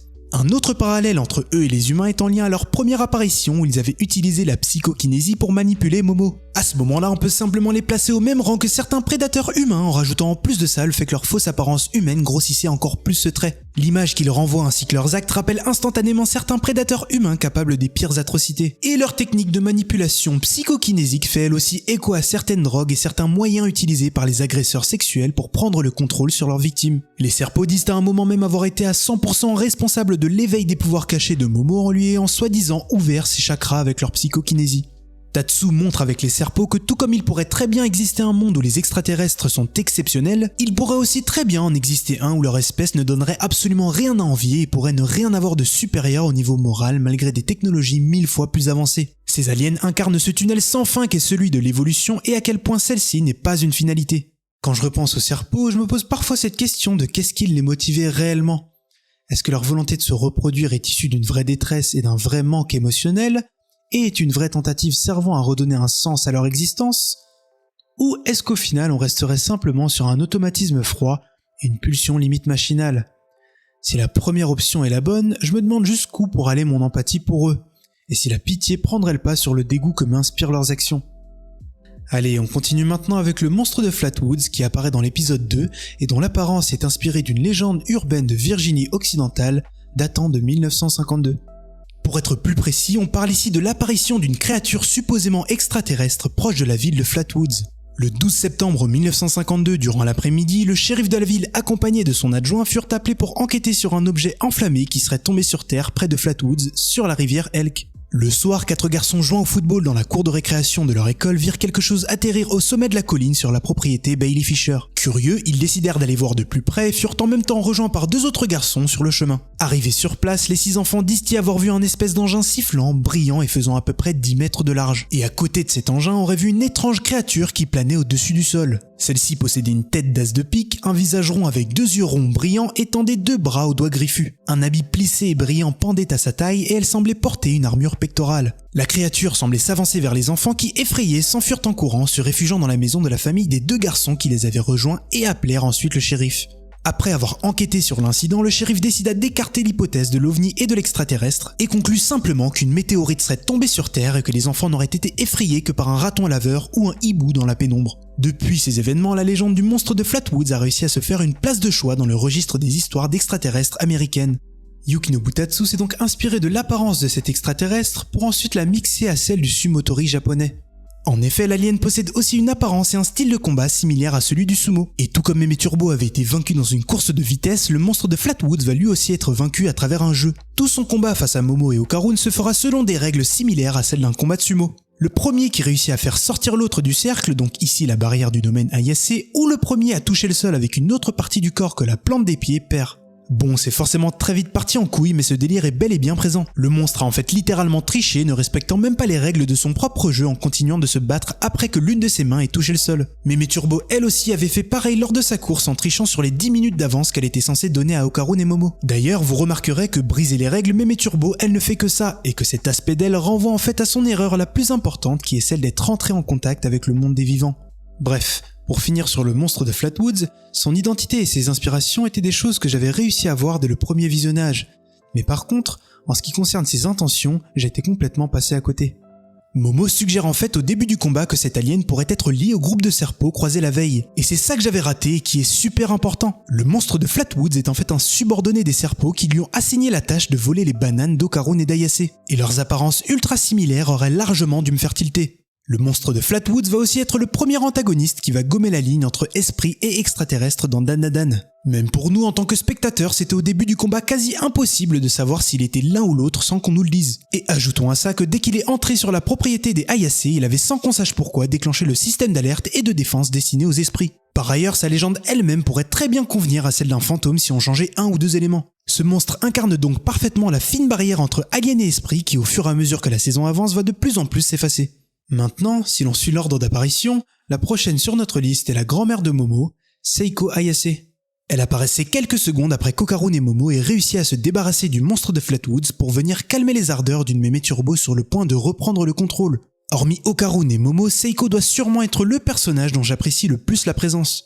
Pour moi, elle est l'incarnation même de ce qu'est l'animé, une attitude relâchée, détachée, voire limite impassible dans toutes les situations, mais au fond d'elle plus impliquée et plus au fait que n'importe qui. Ajoutez à ça un âge complètement à l'opposé de son apparence, parfait pour illustrer ce qu'elle est. En fait, pour moi, son côté imperturbable découle d'une vie entière très proche de l'occulte et du surnaturel. Tout ce qu'il y a d'inenvisageable, Seiko l'a déjà vu. Et malgré ça, on sait bien qu'elle aime plus que quiconque se réfugier dans les choses les plus simples et les plus naïves. Comme on le disait tout à l'heure, elle consomme beaucoup d'émissions télé vide-crâne, notamment celles où elle participe, et donne parfois l'impression qu'elle est l'enfant du foyer Ayase alors que Momo existe. Et c'est justement pour cette double facette et son petit côté tragique interne que je la kiffe. C'est parce que c'est dans sa bêtise que repose toute sa classe et grâce à son côté léger que ses actions sont si criantes de vérité quand elle n'est ne serait-ce qu'un chouïa sérieuse. En parlant de vérité, il fallait que j'aborde une chose en lien avec l'auteur.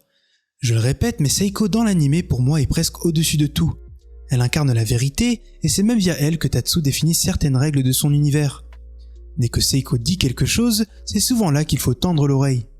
Remémorez-vous bien et essayez de me trouver un seul moment où Seiko n'a pas eu l'air d'être dans le contrôle. C'est comme si rien ne l'impressionnait. Je pense notamment à la façon dont elle va arriver aux moments les plus critiques, comme si c'était à chaque fois évident. Elle l'a fait face à Mémé Turbo et l'Esprit Crabe lorsqu'elle les attendait pile aux abords de la ville, les bras croisés avec sa barrière toute prête pour les pulvériser. Pareil au moment où elle revient chez elle à bord de son taxi, pile au moment où Mémé Turbo était sur le point de reprendre le contrôle sur Okarun. Elle va également envoyer Momo et Okarun régler les problèmes d'esprit dans la maison de Jin sans avoir l'air de se soucier de si la situation pourrait être dangereuse ou non. Ce n'est pas qu'elle s'en fiche du risque potentiel, au contraire elle est impliquée et elle sait tout ce que nous on ne sait pas. Aussi, pour revenir sur ce choix de Seiko d'avoir fait baigner Momo très rapidement dans le surnaturel qui malheureusement avait créé une scission entre les deux, même si Seiko a, et à juste titre, dû complètement se remettre en question et calmer sur son côté surprotectrice, il reste tout de même difficile de nier que sans cette éducation qui constitue la racine des pouvoirs de Momo, que celle-ci aurait été exposée à de trop gros risques et n'aurait pas été en mesure de pouvoir se défendre face aux esprits. C'est très discutable sur le plan éducationnel, comme on le disait tout à l'heure, mais Seiko l'a fait car elle savait les potentiels risques auxquels sa petite fille pourrait être confrontée à l'avenir. En plus de ça, c'est aussi elle qui la plupart du temps donne une direction aux protagonistes, c'est elle qui les aiguille. Ses interventions sont quasiment les seules choses venant un peu démystifier l'univers de Dandadan et apporter un cadre. Cadre qui, comme je le disais tout à l'heure, est nécessaire dans une histoire comme celle-ci.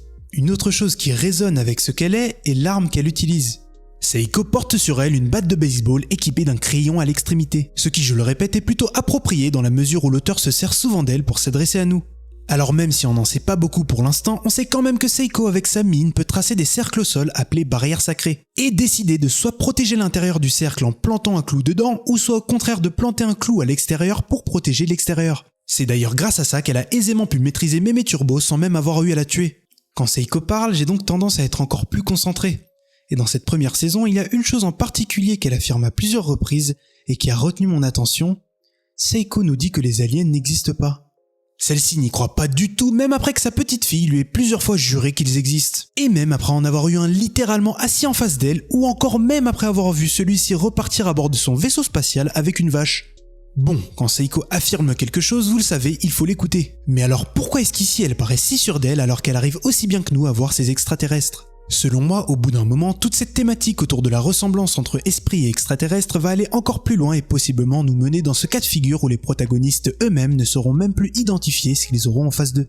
En réalité, il y a une possibilité que dans Dandadan, esprit et extraterrestre sont en fait la même chose. Les esprits dans la série ne sont d'ailleurs pas présents sous forme de corps subtils, impalpables ou présents à travers un réceptacle. Ils ont vraiment leur corps à eux et sont présents de façon physique. En plus de ça, ils présentent beaucoup des caractéristiques possédées par les aliens et vice versa. Le fait qu'esprit et aliens puissent être des entités de même nature serait, je vous l'avoue, un autre bon moyen pour l'auteur de remettre de nouveau en question notre perspective. Au final, même si l'on voit clairement le vaisseau spatial des Serpos exploser ou même clairement Piniwini repartir avec sa vache vers les étoiles, rien n'empêche que ces extraterrestres n'aient concrètement pas de différence avec les esprits surnaturels présents sur Terre, hormis leur provenance. Et ce serait donc pour ça que Seiko ne juge pas bon de les appeler différemment.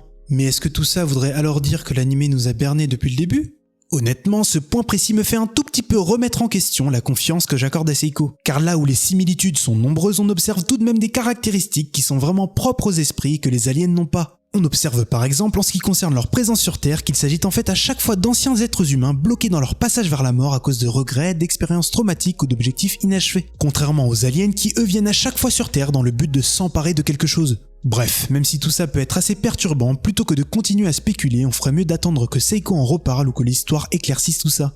Ce que j'aime aussi chez Seiko pour continuer à parler d'elle, c'est sa relation si forte et si particulière qu'elle a avec sa petite fille, Momo.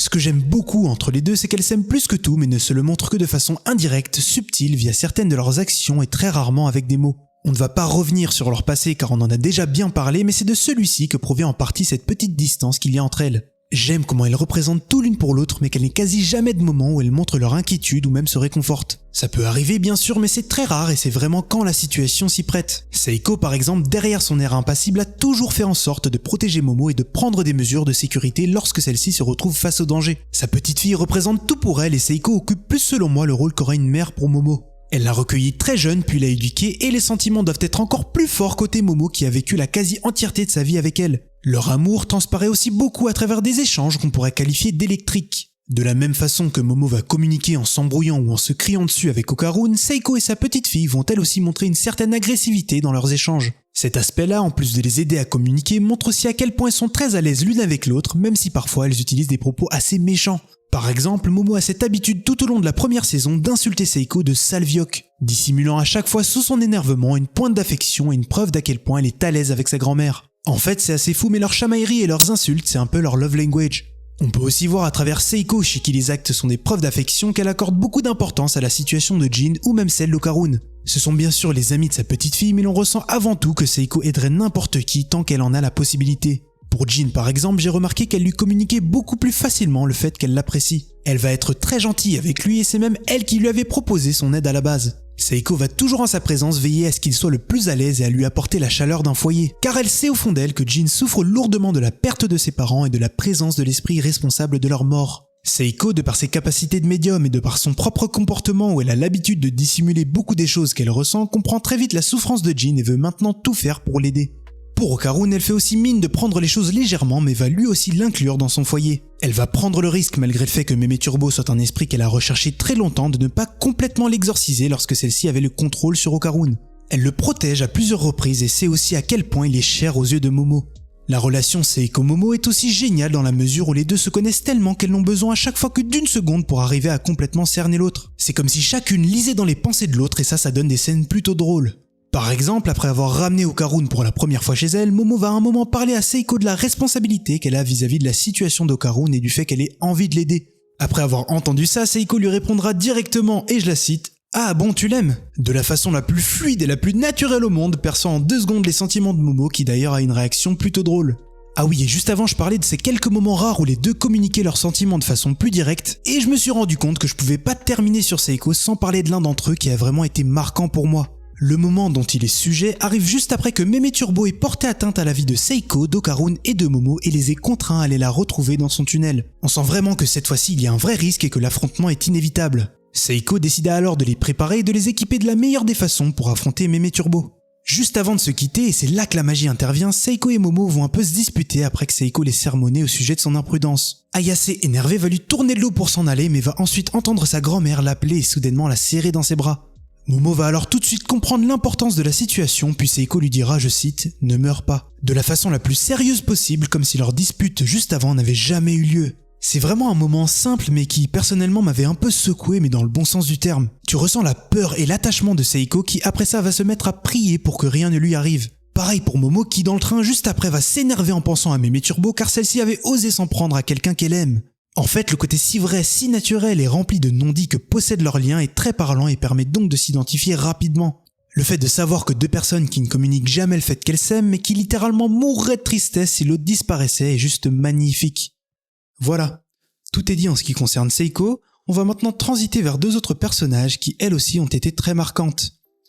Premièrement, Aira Shiratori qui vraiment lorsqu'on parle des protagonistes, fait partie du noyau solide. Et en deuxième, la Crossoyeuse, personnage incroyable avec une histoire qui m'avait bien secoué. Alors, avant d'inévitablement faire la liaison entre les deux, parlons d'abord d'Aira. Je l'ai brièvement évoqué tout à l'heure, mais la toute première impression qu'Aira donne dans l'anime est assez négative. Très rapidement, on se rend compte que celle-ci joue constamment un rôle pour s'attirer les faveurs et l'appréciation des autres. Elle va d'ailleurs l'assumer elle-même lorsqu'elle dira que son objectif est de chercher le plus possible à coller à cette image de la fille parfaite. En fait, ce qui se passe chez Aira, c'est que pour combler le manque qu'elle a au fond d'elle depuis la perte de sa mère, elle va utiliser l'amour et l'appréciation que lui donnent ceux qui l'admirent à l'école. Dès la scène où elle est introduite, on comprend vite ce double jeu qu'elle mène à l'école, dans le sens où elle va aussi beaucoup se moquer de certains élèves dans leur dos, tout comme elle l'a fait avec Okarun. Ce qui est génial avec cette situation, c'est qu'Aira apparaît aux yeux des autres élèves comme indépendante, forçant l'admiration et est même considérée comme étant au-dessus des autres alors qu'en réalité c'est elle qui dépend le plus d'eux et de leur affection. Certains élèves s'estiment chanceux d'être avec elle alors qu'en réalité c'est elle qui devrait l'être.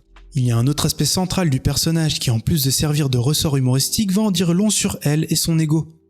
Je fais ici référence à toute cette thématique de l'élu qui constamment va occuper l'esprit d'Aira à partir du moment où elle va ressentir les esprits et voir l'invisible.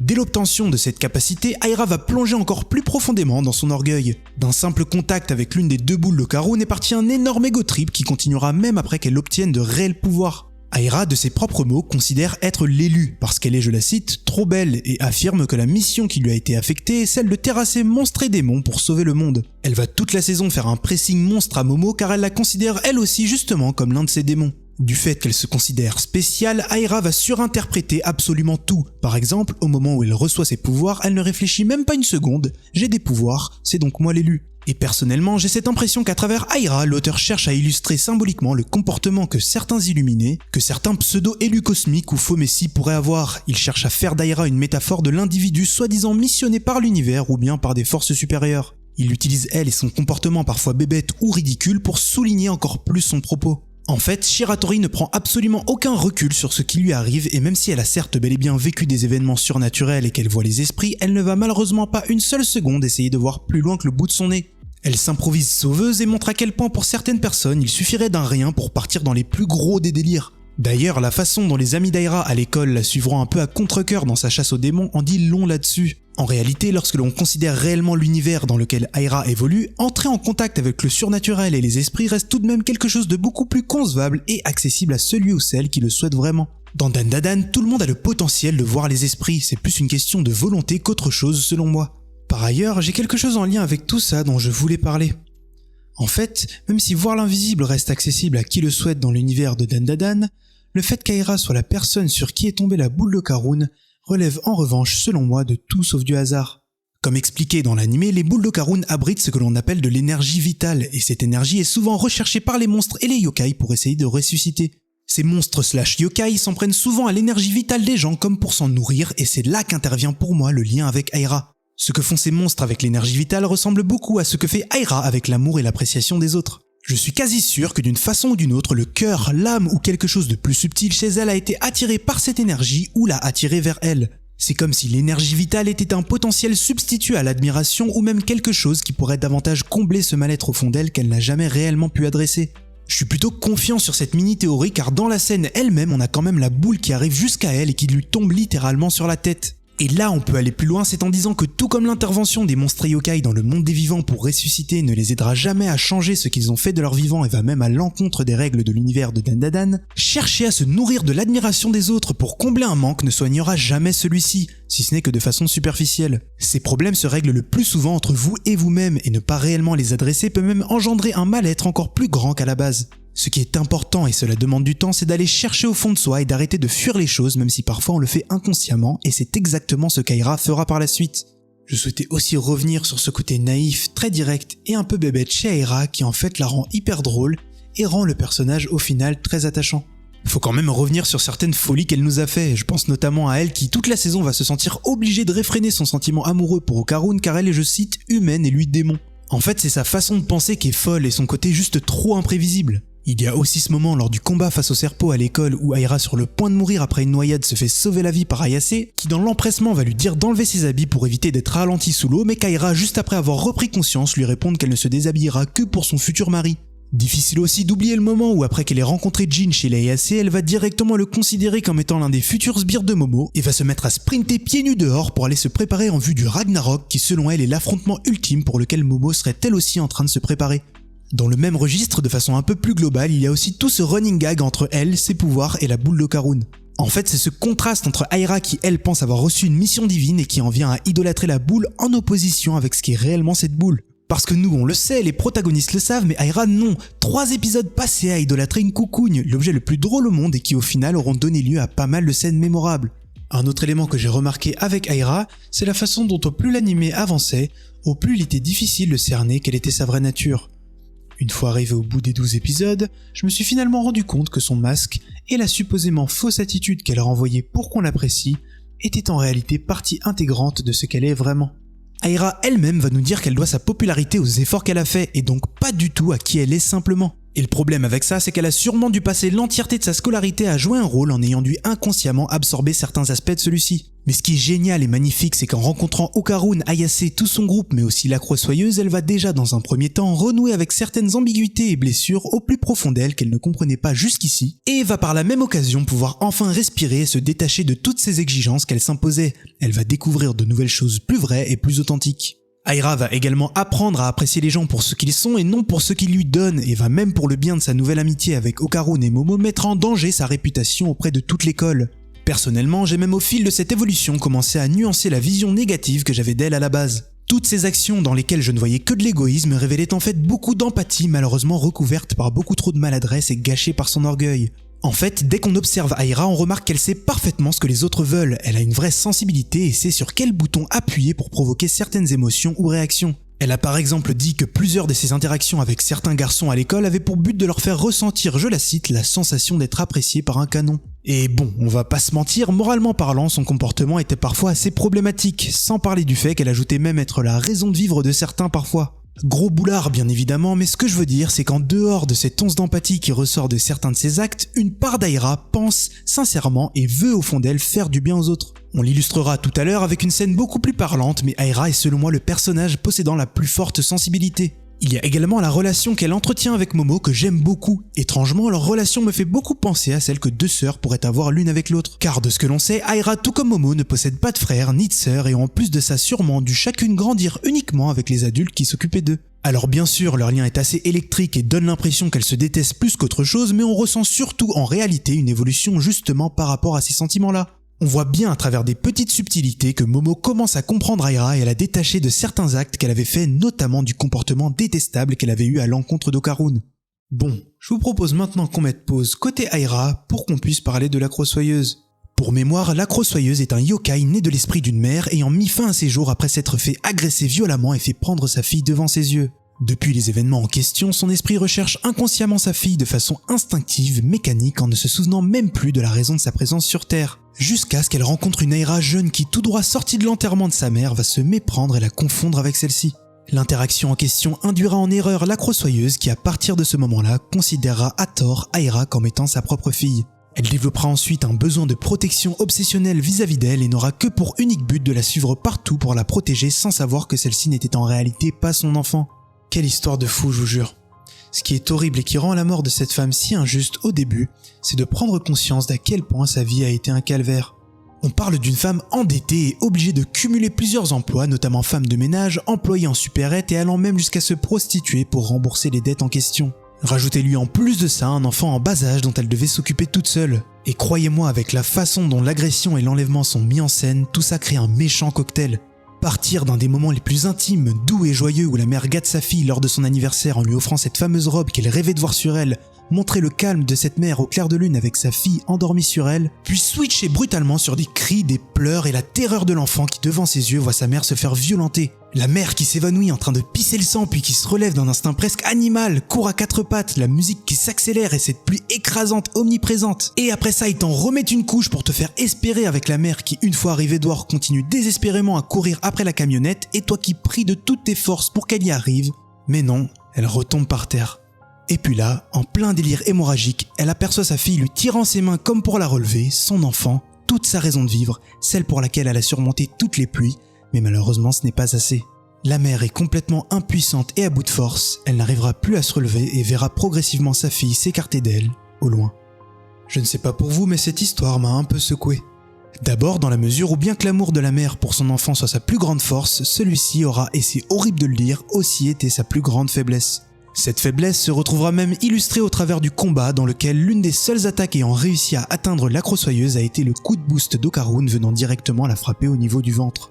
Dandadan nous rappelle et illustre ici l'ampleur folle que peuvent avoir certaines douleurs dans la vie. Chacun a ses propres difficultés et sa propre tolérance, mais se faire prendre son enfant, je sais pas ce qu'il y a de pire. Et je pense sincèrement que certains pères ou certaines mères font des crises d'angoisse rien qu'en voyant ce type d'histoire-là. Arrivé au bout de ce flashback, tu te retrouves obligatoirement à penser à l'aspect inéquitable et brutalement injuste que possède parfois la vie. Bien sûr qu'on parle d'un sujet où il faut nuancer, mais personnellement j'ai justement mis du temps à relativiser et à réussir à accepter la beauté aussi bien que la noirceur dans l'histoire de la Crossoyeuse. Parce qu'elle en a juste trop pris dans la gueule en fait. Dans son cas précis à elle, tu dois complètement te sentir paralysé, impuissant et vidé. On comprend clairement qu'elle se retrouve seule, sans réelles options, choquée et blessée dans tous les sens du terme. Elle a perdu sa raison d'être. À quel genre de vide inconcevable on a affaire ici ? Pour moi, cette histoire raconte ce parallèle et le contraste fort entre l'amour et la joie infinie qu'une personne peut nous apporter tout en montrant la catastrophe que causerait sa perte ou sa disparition. Tout est trop fragile en fait. L'amour le plus pur et le plus bénéfique nous expose toujours à une possible tristesse inimaginable.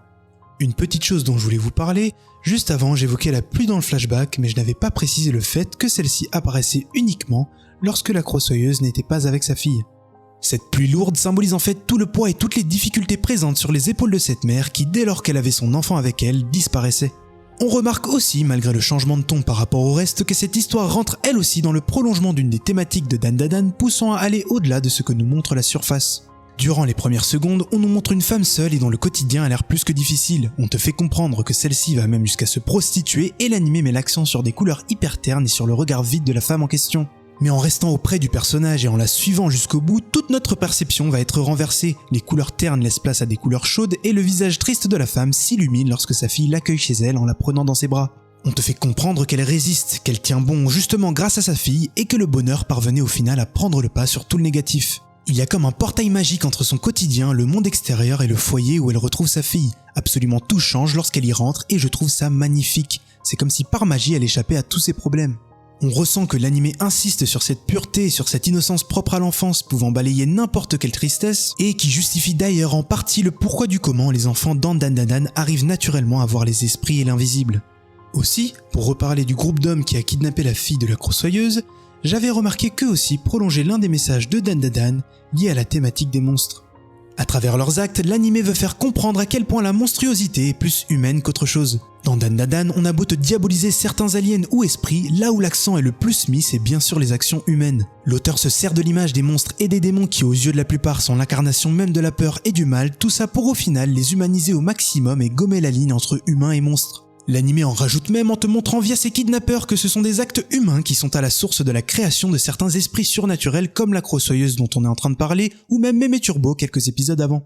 Un autre aspect marquant chez la Crossoyeuse pour moi il y a l'amnésie dont elle sera atteinte après sa mort. Je crois qu'elle est le seul esprit rencontré jusqu'ici à être dans ce cas-là, mais le choc provoqué par la perte de sa fille trop difficile à encaisser, couplé à son suicide abrupt en pleine frénésie dont elle-même ne s'est pas rendu compte, tous ces éléments-là sont en fait responsables de sa perte de conscience et de sa perte d'identité et d'objectif. Après sa mort, la Crossoyeuse n'était qu'un simple esprit errant ne savant même plus où il allait ni ce qu'il souhaitait. Et en réalité, c'est ça qui rend l'histoire encore plus terrible, c'est que même dans la mort, cette femme n'aura connu aucun répit. Dans la mort, la Crossoyeuse n'est même plus consciente d'elle-même, elle ne sait même plus ce qu'elle fait là et ne connaîtra même pas son objectif jusqu'à ce qu'elle rencontre Aira et reprenne partiellement conscience. Mais même ça, ce ne sera pas assez, elle ne reviendra jamais à un niveau de conscience normal mis à part à la toute fin et l'obsession qu'elle a vis-à-vis d'Aira en est la preuve même. Mais en parallèle à tout l'aspect dramatique de cette amnésie, il faut tout de même dire que l'amour que cette mère avait pour sa fille de son vivant a justement été le fruit de toute cette obsession, de toute sa détresse et que l'envie de retrouver sa fille était si forte que ses émotions ont au final surpassé la mort elle-même et influencé son esprit dans un moment où sa conscience avait complètement disparu. Et ça c'est magnifique. Pour continuer à parler d'amnésie ou plus précisément de manquement, j'aimerais faire un lien rapide avec Aira et sa mère défunte, car les deux personnages résonnent beaucoup l'une avec l'autre sur ce point-là. Là où une partie manquante chez la Crossoyeuse est issue du fait qu'elle soit morte sans s'en rendre compte, Aira va elle du fait que les adultes autour d'elle essaient de la protéger de la vérité en évitant de lui expliquer le concept de mort avec des phrases telles que « ta mère est partie quelque part, très loin et ne reviendra pas avant un bon moment ». Aira va à cause de ces phrases et de cette zone de flou présente dans son esprit mettre du temps à réellement comprendre que sa mère était morte et qu'elle ne la reverrait pas. Dans son esprit, celle-ci est encore là quelque part sans qu'elle puisse la voir. Et c'est là où le parallèle avec la Crossoyeuse est intéressant, car elle ne se rend pas compte du fait qu'elle soit morte, là où Aira, elle ne se rend pas compte du fait que sa propre mère est morte. C'est cette ambiguïté dans l'esprit de la Crossoyeuse couplée à l'insouciance de la jeune Aira qui, selon moi, ont été les raisons pour lesquelles leurs deux chemins se sont croisés. Aira est une fille à la recherche de sa mère, pensant pouvoir la retrouver, et la Crossoyeuse est une mère à la recherche de sa fille, elle aussi pensant pouvoir la retrouver. Maintenant, c'est le moment de parler de la scène incroyable où après la mort de sa fille, la Crossoyeuse va monter sur un toit en pleine nuit et se mettre à danser toutes ses émotions jusqu'à ce que mort s'ensuive. Tout d'abord, il faut rappeler que le flashback met à plusieurs reprises l'accent sur la passion que cette femme avait pour la danse, tout en mettant en même temps l'accent sur à quel point cette passion était inhibée et à quel point toute sa vie elle était obligée de la contenir en elle, mis à part avec sa fille chez qui elle essayait de transmettre cette passion tout en la vivant à travers elle. L'anime va même plus loin en ayant fait de cette passion enfouie le style de combat de la Crossoyeuse après que celle-ci se soit transformée en yokai. Durant l'affrontement face à Okarun et sa bande, ça crève les yeux qu'elle tire beaucoup de fierté dans ses acrobaties et tout ça nous laisse imaginer mille et une choses sur le passé de cette femme que nous ne connaîtrons jamais. Recentrons-nous sur cette dernière danse de la Crossoyeuse avant sa mort qui est le point culminant du flashback. Cette mère qui toute sa vie avait empaqueté mille et une choses au fond d'elle va d'un élan de folie, de tristesse et de désespoir se mettre à danser sans jamais s'arrêter en essayant de relâcher absolument toutes ses émotions et de ne plus penser à rien. Cette danse est une tentative pour elle d'exprimer toute la fureur et tout ce vide au fond d'elle. Elle se met à danser pour une toute dernière fois car il ne lui reste plus rien et s'exprime d'une façon si belle et élégante que tu te retrouves simplement à la regarder et à essayer de comprendre ce que son corps communique. Je trouve ça vraiment fort de la part de Dandadan qu'après nous avoir fait vivre en même pas 7 minutes un roller coaster émotionnel fou avec un personnage qu'on ne connaissait même pas, à un moment où tu es encore sous le choc et où tu ressens mille et une émotions et où tu te poses mille et une questions, à un moment comme celui-ci qu'on te mette purement et simplement cette mère en train de danser au milieu des étoiles dans un élan des plus tragiques. Tout ce flashback c'est purement du Dandadan en fait. On te fait vivre des émotions contradictoires pour au final te frapper encore plus fort, mais cette fois-ci l'auteur accentue un peu plus sur la tragédie et je vous jure que j'étais pas prêt. Le côté virevoltant de la danse en question montre à quel point la tristesse et la douleur l'ont déchiré de l'intérieur lorsqu'on lui a arraché sa fille. La Crossoyeuse va se mettre à tourner puis tourner jusqu'à ce que ça en devienne déboussolant pour nous comme pour elle et ira ensuite jusqu'à son fameux suicide après lequel cette danse même continuera de la déboussoler. Un moment assez subtil mais majeur que la plupart des gens n'ont pas pu voir à l'écran est cette courte image, ce court instant où l'on voit clairement la Crossoyeuse se jeter de l'immeuble sur lequel elle dansait. Il s'agit de l'élément qui, si on ne le voit pas, peut prêter à confusion. Le saut est montré de façon quasi imperceptible et pour ceux qui n'ont pas fait d'arrêt sur image ou ceux n'ayant vu l'épisode qu'une seule fois, c'est très difficile à remarquer. C'est comme si l'anime, en faisant ça, cherchait à nous mettre dans la peau de la danseuse en nous plongeant encore plus dans le doute et dans l'incompréhension. Car je le rappelle, si tu rates ce plan qui dure quelques millisecondes, tu ne la vois pas mourir. Et tu peux même te tromper en pensant que la danse entière n'était que le fruit de son imagination et que le vrai moment où elle a perdu la vie était juste avant après s'être évanouie par terre en voyant sa fille s'éloigner. Passons maintenant à un autre détail génial qui m'a marqué. Au moment où la danseuse virevolte sans arrêt, elle se retrouve au bout de sa course à chuter du haut du bâtiment comme si elle retombait vers le monde des vivants pour s'y coincer. Je m'explique. Toute la danse en question se fait sur un fond étoilé qui au fur et à mesure que la scène progresse va se mélanger aux lumières émises par la ville se situant plus bas. Juste avant ça, dans le flashback, sa fille lui pointait les étoiles émerveillées indiquant un potentiel avenir empli de joie. Mais pour la Crossoyeuse en train de tourner sur elle-même et pour nous qui voyons la caméra bouger, ces étoiles qui symbolisent la mort vont se mélanger avec les lumières de la ville en dessous qui elles symbolisent la vie. L'anime en faisant ça va justement illustrer l'état mental de la danseuse complètement perdue entre la vie et la mort et ne sachant même plus identifier si ce qu'elle a en face d'elle est la réalité ou bien le monde des morts. La chute, elle, en revanche, règle pour nous cette question car au bout de cette fameuse danse, on voit bel et bien la Crossoyeuse chuter du haut vers le bas. Chuter de la lumière des étoiles où rien ne pouvait l'atteindre jusqu'aux lumières des bâtiments en bas où elle perdra la vie et où son esprit restera coincé dans l'impossibilité de s'élever vers le ciel. J'aime comment de façon simple et habile le décor nous montre cette ligne si fine présente entre la vie et la mort. Puis en plus de ça, on retrouve cette opposition entre ce que suggèrent les apparences et la réalité. Car il est quand même question d'une personne effectuant une danse gracieuse sous un ciel étoilé qui d'apparence paraît limite gentille et joyeuse alors que cette danse en question précède en réalité la mort d'une femme complètement au bout du rouleau. Au moment où j'ai découvert le personnage de la Crossoyeuse, j'ai dans un premier temps, tout comme avec la plupart des autres antagonistes, été surpris, voire un peu flippé par son apparence. Notamment par son visage portant une expression des plus disproportionnées tout en gardant un aspect très statique. Pour moi, le visage de la Crossoyeuse est un peu comme un mi-chemin entre une expression chaleureuse et la terreur pure. Son grand sourire qui fait exactement l'opposé de ce qu'un sourire est censé faire du fait qu'il soit trop exagéré, ses grands yeux écarquillés, ses grandes et longues dents humaines, et son rouge à lèvres, l'apparence de ce yokai en plus d'être originale est vraiment réussie. Ce qui est impactant lorsque l'on observe et que l'on écoute la Crossoyeuse, c'est la façon dont son obsession et sa volonté de protéger Aira va tellement être importante qu'elle-même ne va pas se rendre compte d'à quel point son apparence était devenue si terrifiante. La longueur de ses cheveux est quelque chose qu'elle n'avait pas remarqué et même lorsqu'elle va approcher Aira en la prenant dans ses bras pour la protéger et lui communiquer son amour, elle va en réalité plus l'effrayer qu'autre chose. À la base, la Crossoyeuse souhaite sincèrement renvoyer une apparence et une image rassurante, mais va au fur et à mesure que le temps passe incarner tout l'inverse avec des traits de visage et expressions grossiers à la mort. Bon, on est à peu près passé sur toutes les scènes qui m'ont marqué avec la Crossoyeuse, il ne nous reste maintenant plus qu'à parler du dénouement de cette histoire, qui est aussi magnifique et porteur d'espoir que tragique. Une chose très importante à rappeler lorsqu'il s'agit de la scène finale où la Crossoyeuse disparaît est l'impact qu'a eu Aira sur elle lors de ses derniers instants, mais aussi la façon dont cette connexion qu'il y a entre les deux a permis à Aira d'enfin pouvoir soigner cette douleur insaisissable qu'elle portait au fond d'elle depuis toute petite. Aira a pu, à travers la perspective d'une mère et son histoire, comprendre à quel point l'amour de sa propre mère défunte restait lui aussi bel et bien présent. Elle a compris à quel point sa mère, elle aussi, avait dû perdre la vie à un moment dans lequel elle baignait dans le stress et l'angoisse de ne plus pouvoir être là pour sa fille. Par cette même occasion, nous aussi les spectateurs avons mieux pu la comprendre et remettre en question l'image négative qu'on avait d'elle. L'enfance d'Aira était très spéciale dans la mesure où le vide laissé par la perte de sa mère et ce concept de mort dont on lui occultait la vraie nature ont tous deux dû être réalisés de façon progressive et graduelle dans son cerveau. Je dis ça dans le sens où ce sont des choses qu'elle a en partie dû comprendre d'elle-même. Aira va, de par sa grande empathie et sa sensibilité, être profondément touchée par l'histoire de la Crossoyeuse dont l'amour persiste même après la mort et dont les regrets la poussent à penser qu'elle n'a pas été une bonne mère. Grâce à la Crossoyeuse, Aira va regarder les choses en face et réaliser que l'amour de sa mère avait toujours vécu à travers elle et que celle-ci l'accompagnera pour tout le reste de sa vie. Donc, pour recontextualiser, on se situe maintenant juste après l'aboutissement du combat acharné entre Okarun, Momo, Aira et la Crossoyeuse, au cours duquel celle-ci a avalé Aira pour ensuite la recracher, la laissant au bord de la mort.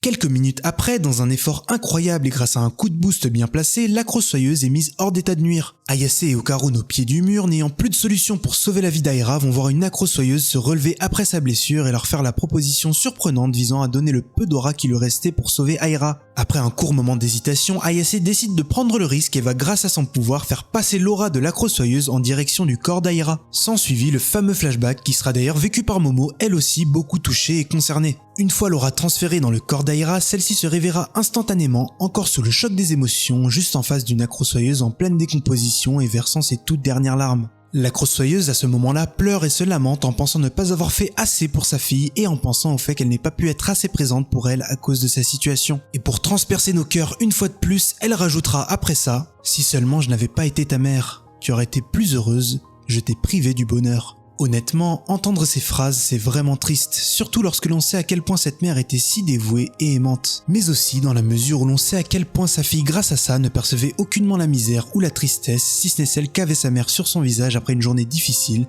mais dont elle l'a délivrée à l'aide d'un câlin. Pour moi, c'est même tout l'inverse, sa fille l'aimait plus que tout et a vécu une enfance des plus magnifiques. Ce sentiment de ne pas avoir pu faire assez ou de ne pas avoir été assez bonne chez la Crossoyeuse est quelque chose qui a l'air d'être plus que commun chez les parents dévoués et qui est même plutôt bon signe. Mais ce qui, heureusement et par-dessus tout vient transformer cette scène et en effacer tout l'aspect tragique, c'est Aira qui, en voyant la Crossoyeuse sur le point de disparaître pleine de regrets, va instantanément courir vers elle et l'enlacer le plus fort possible tout comme sa fille le lui faisait et lui dira « Maman, je t'aime, j'ai été la plus heureuse du monde », sachant trouver l'action et les mots parfaits pour la réconforter et apaiser son cœur. C'est ça la puissance d'Aira, elle va lui faire comprendre que sa fille a grandi heureuse en sa compagnie et que non, elle ne lui avait pas privé du bonheur mais au contraire elle le lui avait apporté. Et Aira, elle, en parallèle au message qu'elle fait parvenir à la Crossoyeuse, va, et c'est magnifique, venir communiquer et faire ses adieux à sa propre mère dont le départ fut si abrupt. Elle va enlacer la Crossoyeuse et sa propre mère pour les apaiser et c'est pile à ce moment-là qu'elle se libérera pleinement. Cette scène est une pure libération, malheureusement couplée à cet aspect tragique impossible à mettre de côté. Et oui, le corps de la Crossoyeuse, après avoir perdu le peu d'aura qui lui restait, va selon les dires de Mémé Turbo être dans l'incapacité de monter jusqu'au ciel. Selon Mémé Turbo, la Crossoyeuse, en plus d'être entrée en contact avec le monde des vivants à plusieurs reprises, a perdu son aura et va en plus de ça partir avec des regrets. À cause de tout ça, son esprit selon elle n'ira clairement pas au ciel, il n'ira nulle part, il ira au néant. Waouh. Alors honnêtement, j'ai envie de tout sauf de croire en ce que dit Mémé Turbo à ce moment-là.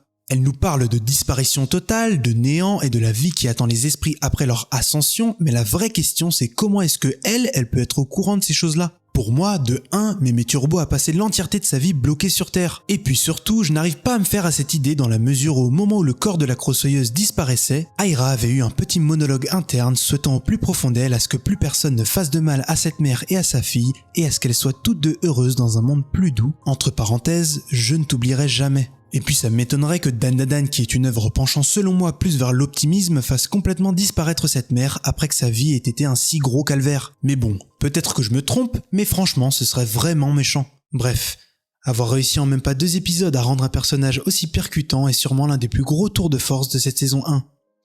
On parle de vraies montagnes russes émotionnelles.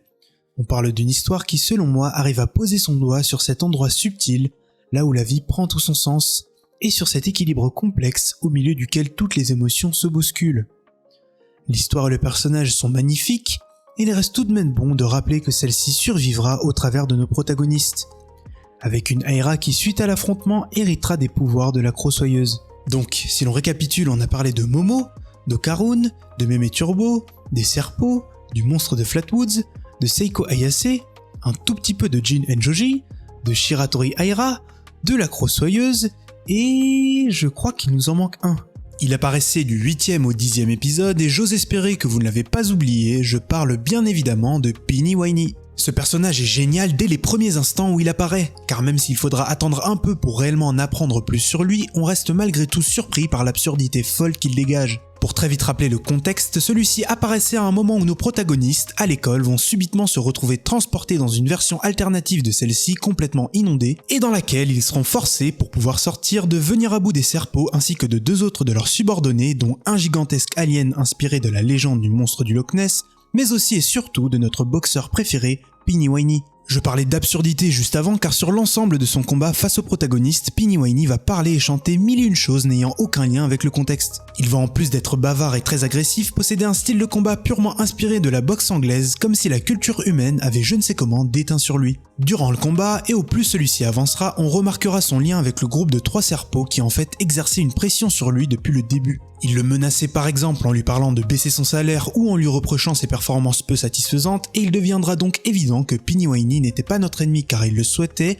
mais plus car on le payait pour l'être. L'histoire de Pini-Waini est très simple, il est originaire d'une planète très éloignée dans laquelle il était considéré comme un combattant faible selon les standards de son espèce. La planète en question étant devenue une zone de guerre où le peuple manque de tout, la vie de Pini-Waini fut donc pleine de difficultés pour lui, qui en plus de ça ne pouvait même pas exercer les seuls emplois réservés à son espèce tels que garde du corps, car celui-ci n'était pas assez fort et robuste. Cette faiblesse qui d'ailleurs par le passé lui avait malheureusement coûté d'être rejeté par son peuple et moqué par ses employeurs. Pini-Waini est donc empli de tristesse, mais aussi de regrets. Il se considère faible car il n'a pas été en mesure de protéger sa femme ayant perdu la vie à cause d'une maladie qui est exactement la même dont est actuellement atteint son enfant Chiquitita, dont on reparlera du prénom tout à l'heure, qui en fait nécessite une nouvelle transfusion tous les jours, sans quoi il mourra. Voilà donc la raison l'ayant poussé à accepter des missions hors la loi et très dangereuses étant les seules disponibles au vu de ses capacités physiques inférieures et lui permettant de subvenir aux besoins de son enfant. Cet alien qui à la base renvoyait une image absurde et nous faisait plus rire qu'autre chose, possède finalement un passé lourd et des motivations bien plus louables que celles de la plupart des autres aliens dans Dandadan. Une fois arrivé dans le foyer des Ayase, on se rend aussitôt compte qu'il respire la gentillesse et que faire du mal aux autres, ça lui brise le cœur. Après que nos héros lui aient pansé ses blessures, celui-ci leur dira d'ailleurs, et c'est triste à entendre, que c'est la première fois que des personnes avaient été aussi gentilles avec lui.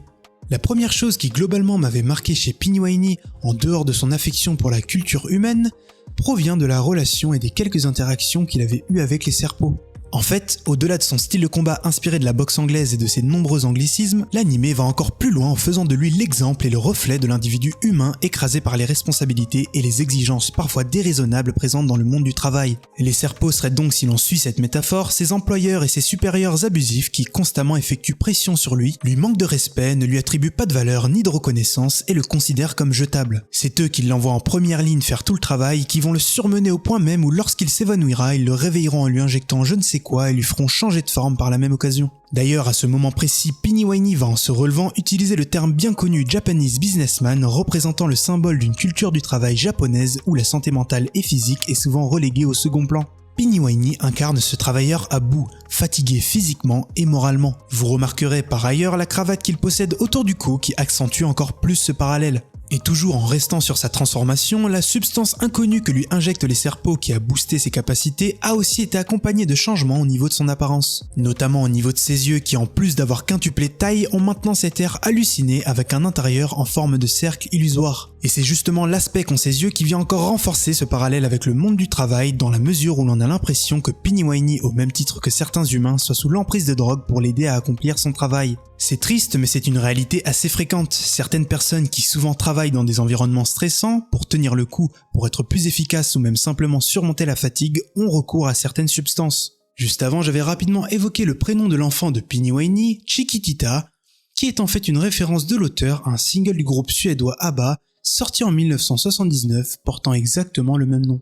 Pini-Waini va d'ailleurs plusieurs fois lors de son combat face au protagoniste lui-même se répéter les paroles de cette musique. C'est un titre que personnellement je connaissais d'avant, donc ça m'a d'autant plus surpris d'en entendre les paroles dans un animé de la bouche d'un alien et dans un contexte aussi particulier. Je suis donc rapidement retourné l'écouter en lisant les paroles et je vais maintenant vous dire en quoi est-ce que cette musique correspond parfaitement au personnage, au contexte et à son histoire. Alors très rapidement, avant que je fasse cette démarche, Chiquitita, pour moi c'était une musique adressée à une personne en particulier du nom de Chiquita, avec des couplets doux et réconfortants mixés à des refrains très enjoués et solaires. C'est l'idée approximative que j'avais en tête, et je me suis rendu compte que j'avais plutôt bien compris l'énergie et les émotions voulant être renvoyées, mais que je faisais erreur en pensant que la musique ne s'adressait qu'à une seule et même personne. Chiquitita s'adresse en fait à tout le monde, toutes les paroles et la mélodie dans cette musique portent un message de réconfort et d'empathie en se servant de la fameuse Chiquitita qui en fait incarne n'importe quelle âme brisée en phase de tristesse. Le groupe lui chante avec douceur pour lui dire qu'elle n'est pas seule et qu'elle peut se relever, ce qui correspond parfaitement avec Piniwani qui lui utilise cette musique en répétant ses paroles comme s'il le faisait pour se réconforter. Mais aussi pour ne pas oublier, malgré la difficulté qu'il éprouve sur le moment, que celle-ci servira à garder son fils en vie et qu'après la pluie viendra le beau temps. Cette musique possède cet aspect boucle, cyclique, elle affirme et assume que la vie est parfois triste, que parfois tout semble perdu, mais va en même temps à chaque refrain dire que tout ira bien et bombarder de messages d'espoir pour l'avenir. Pour Piniwani, la chanter, c'est aussi chanter le nom de son enfant qui attend patiemment son retour et un moyen de se rappeler pourquoi il commet des actes aussi horribles et donc de retrouver à travers ça une sorte de sérénité morale.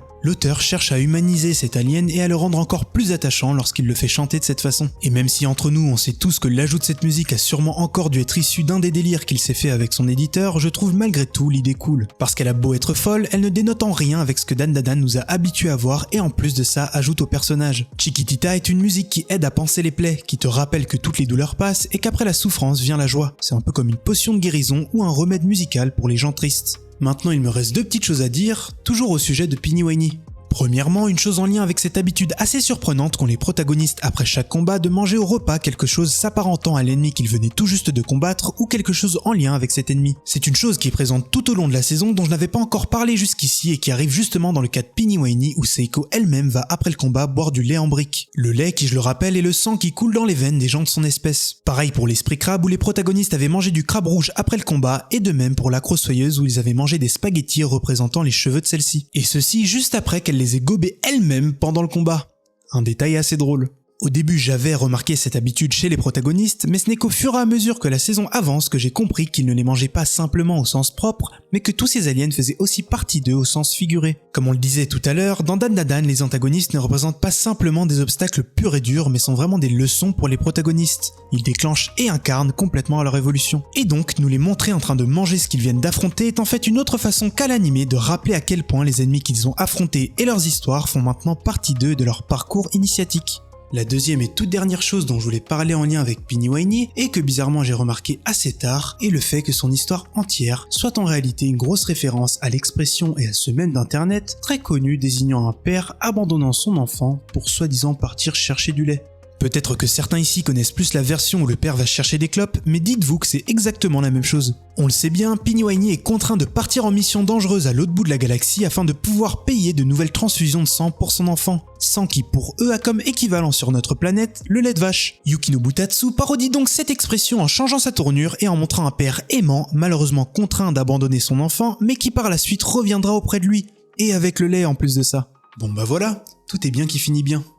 Et nous, je pense qu'on est aussi arrivé au bout. On a pu parler des personnages, de la façon dont Dan Dadan vient tout faire s'entremêler, de comment est-ce que l'œuvre illustre à quel point notre perspective peut être limitante, mais également du fait que l'œuvre constitue un grand encouragement et une invitation à creuser sous la surface pour réellement comprendre les choses et ne rien rater de ce que la vie a à nous offrir. Dan Dadan, c'est un petit coup de pied au cul, un petit coup de pouce que j'aurais aimé avoir un peu plus jeune. Ça m'a fait du bien, ça m'a fait réfléchir, ça m'a fait rire, ça m'a fait découvrir des personnages géniaux, et écrire cette vidéo aura aussi été un pur plaisir. J'espère que vous avez aimé la regarder, vivement la saison 2, merci beaucoup à vous, et je vous dis à bientôt je l'espère.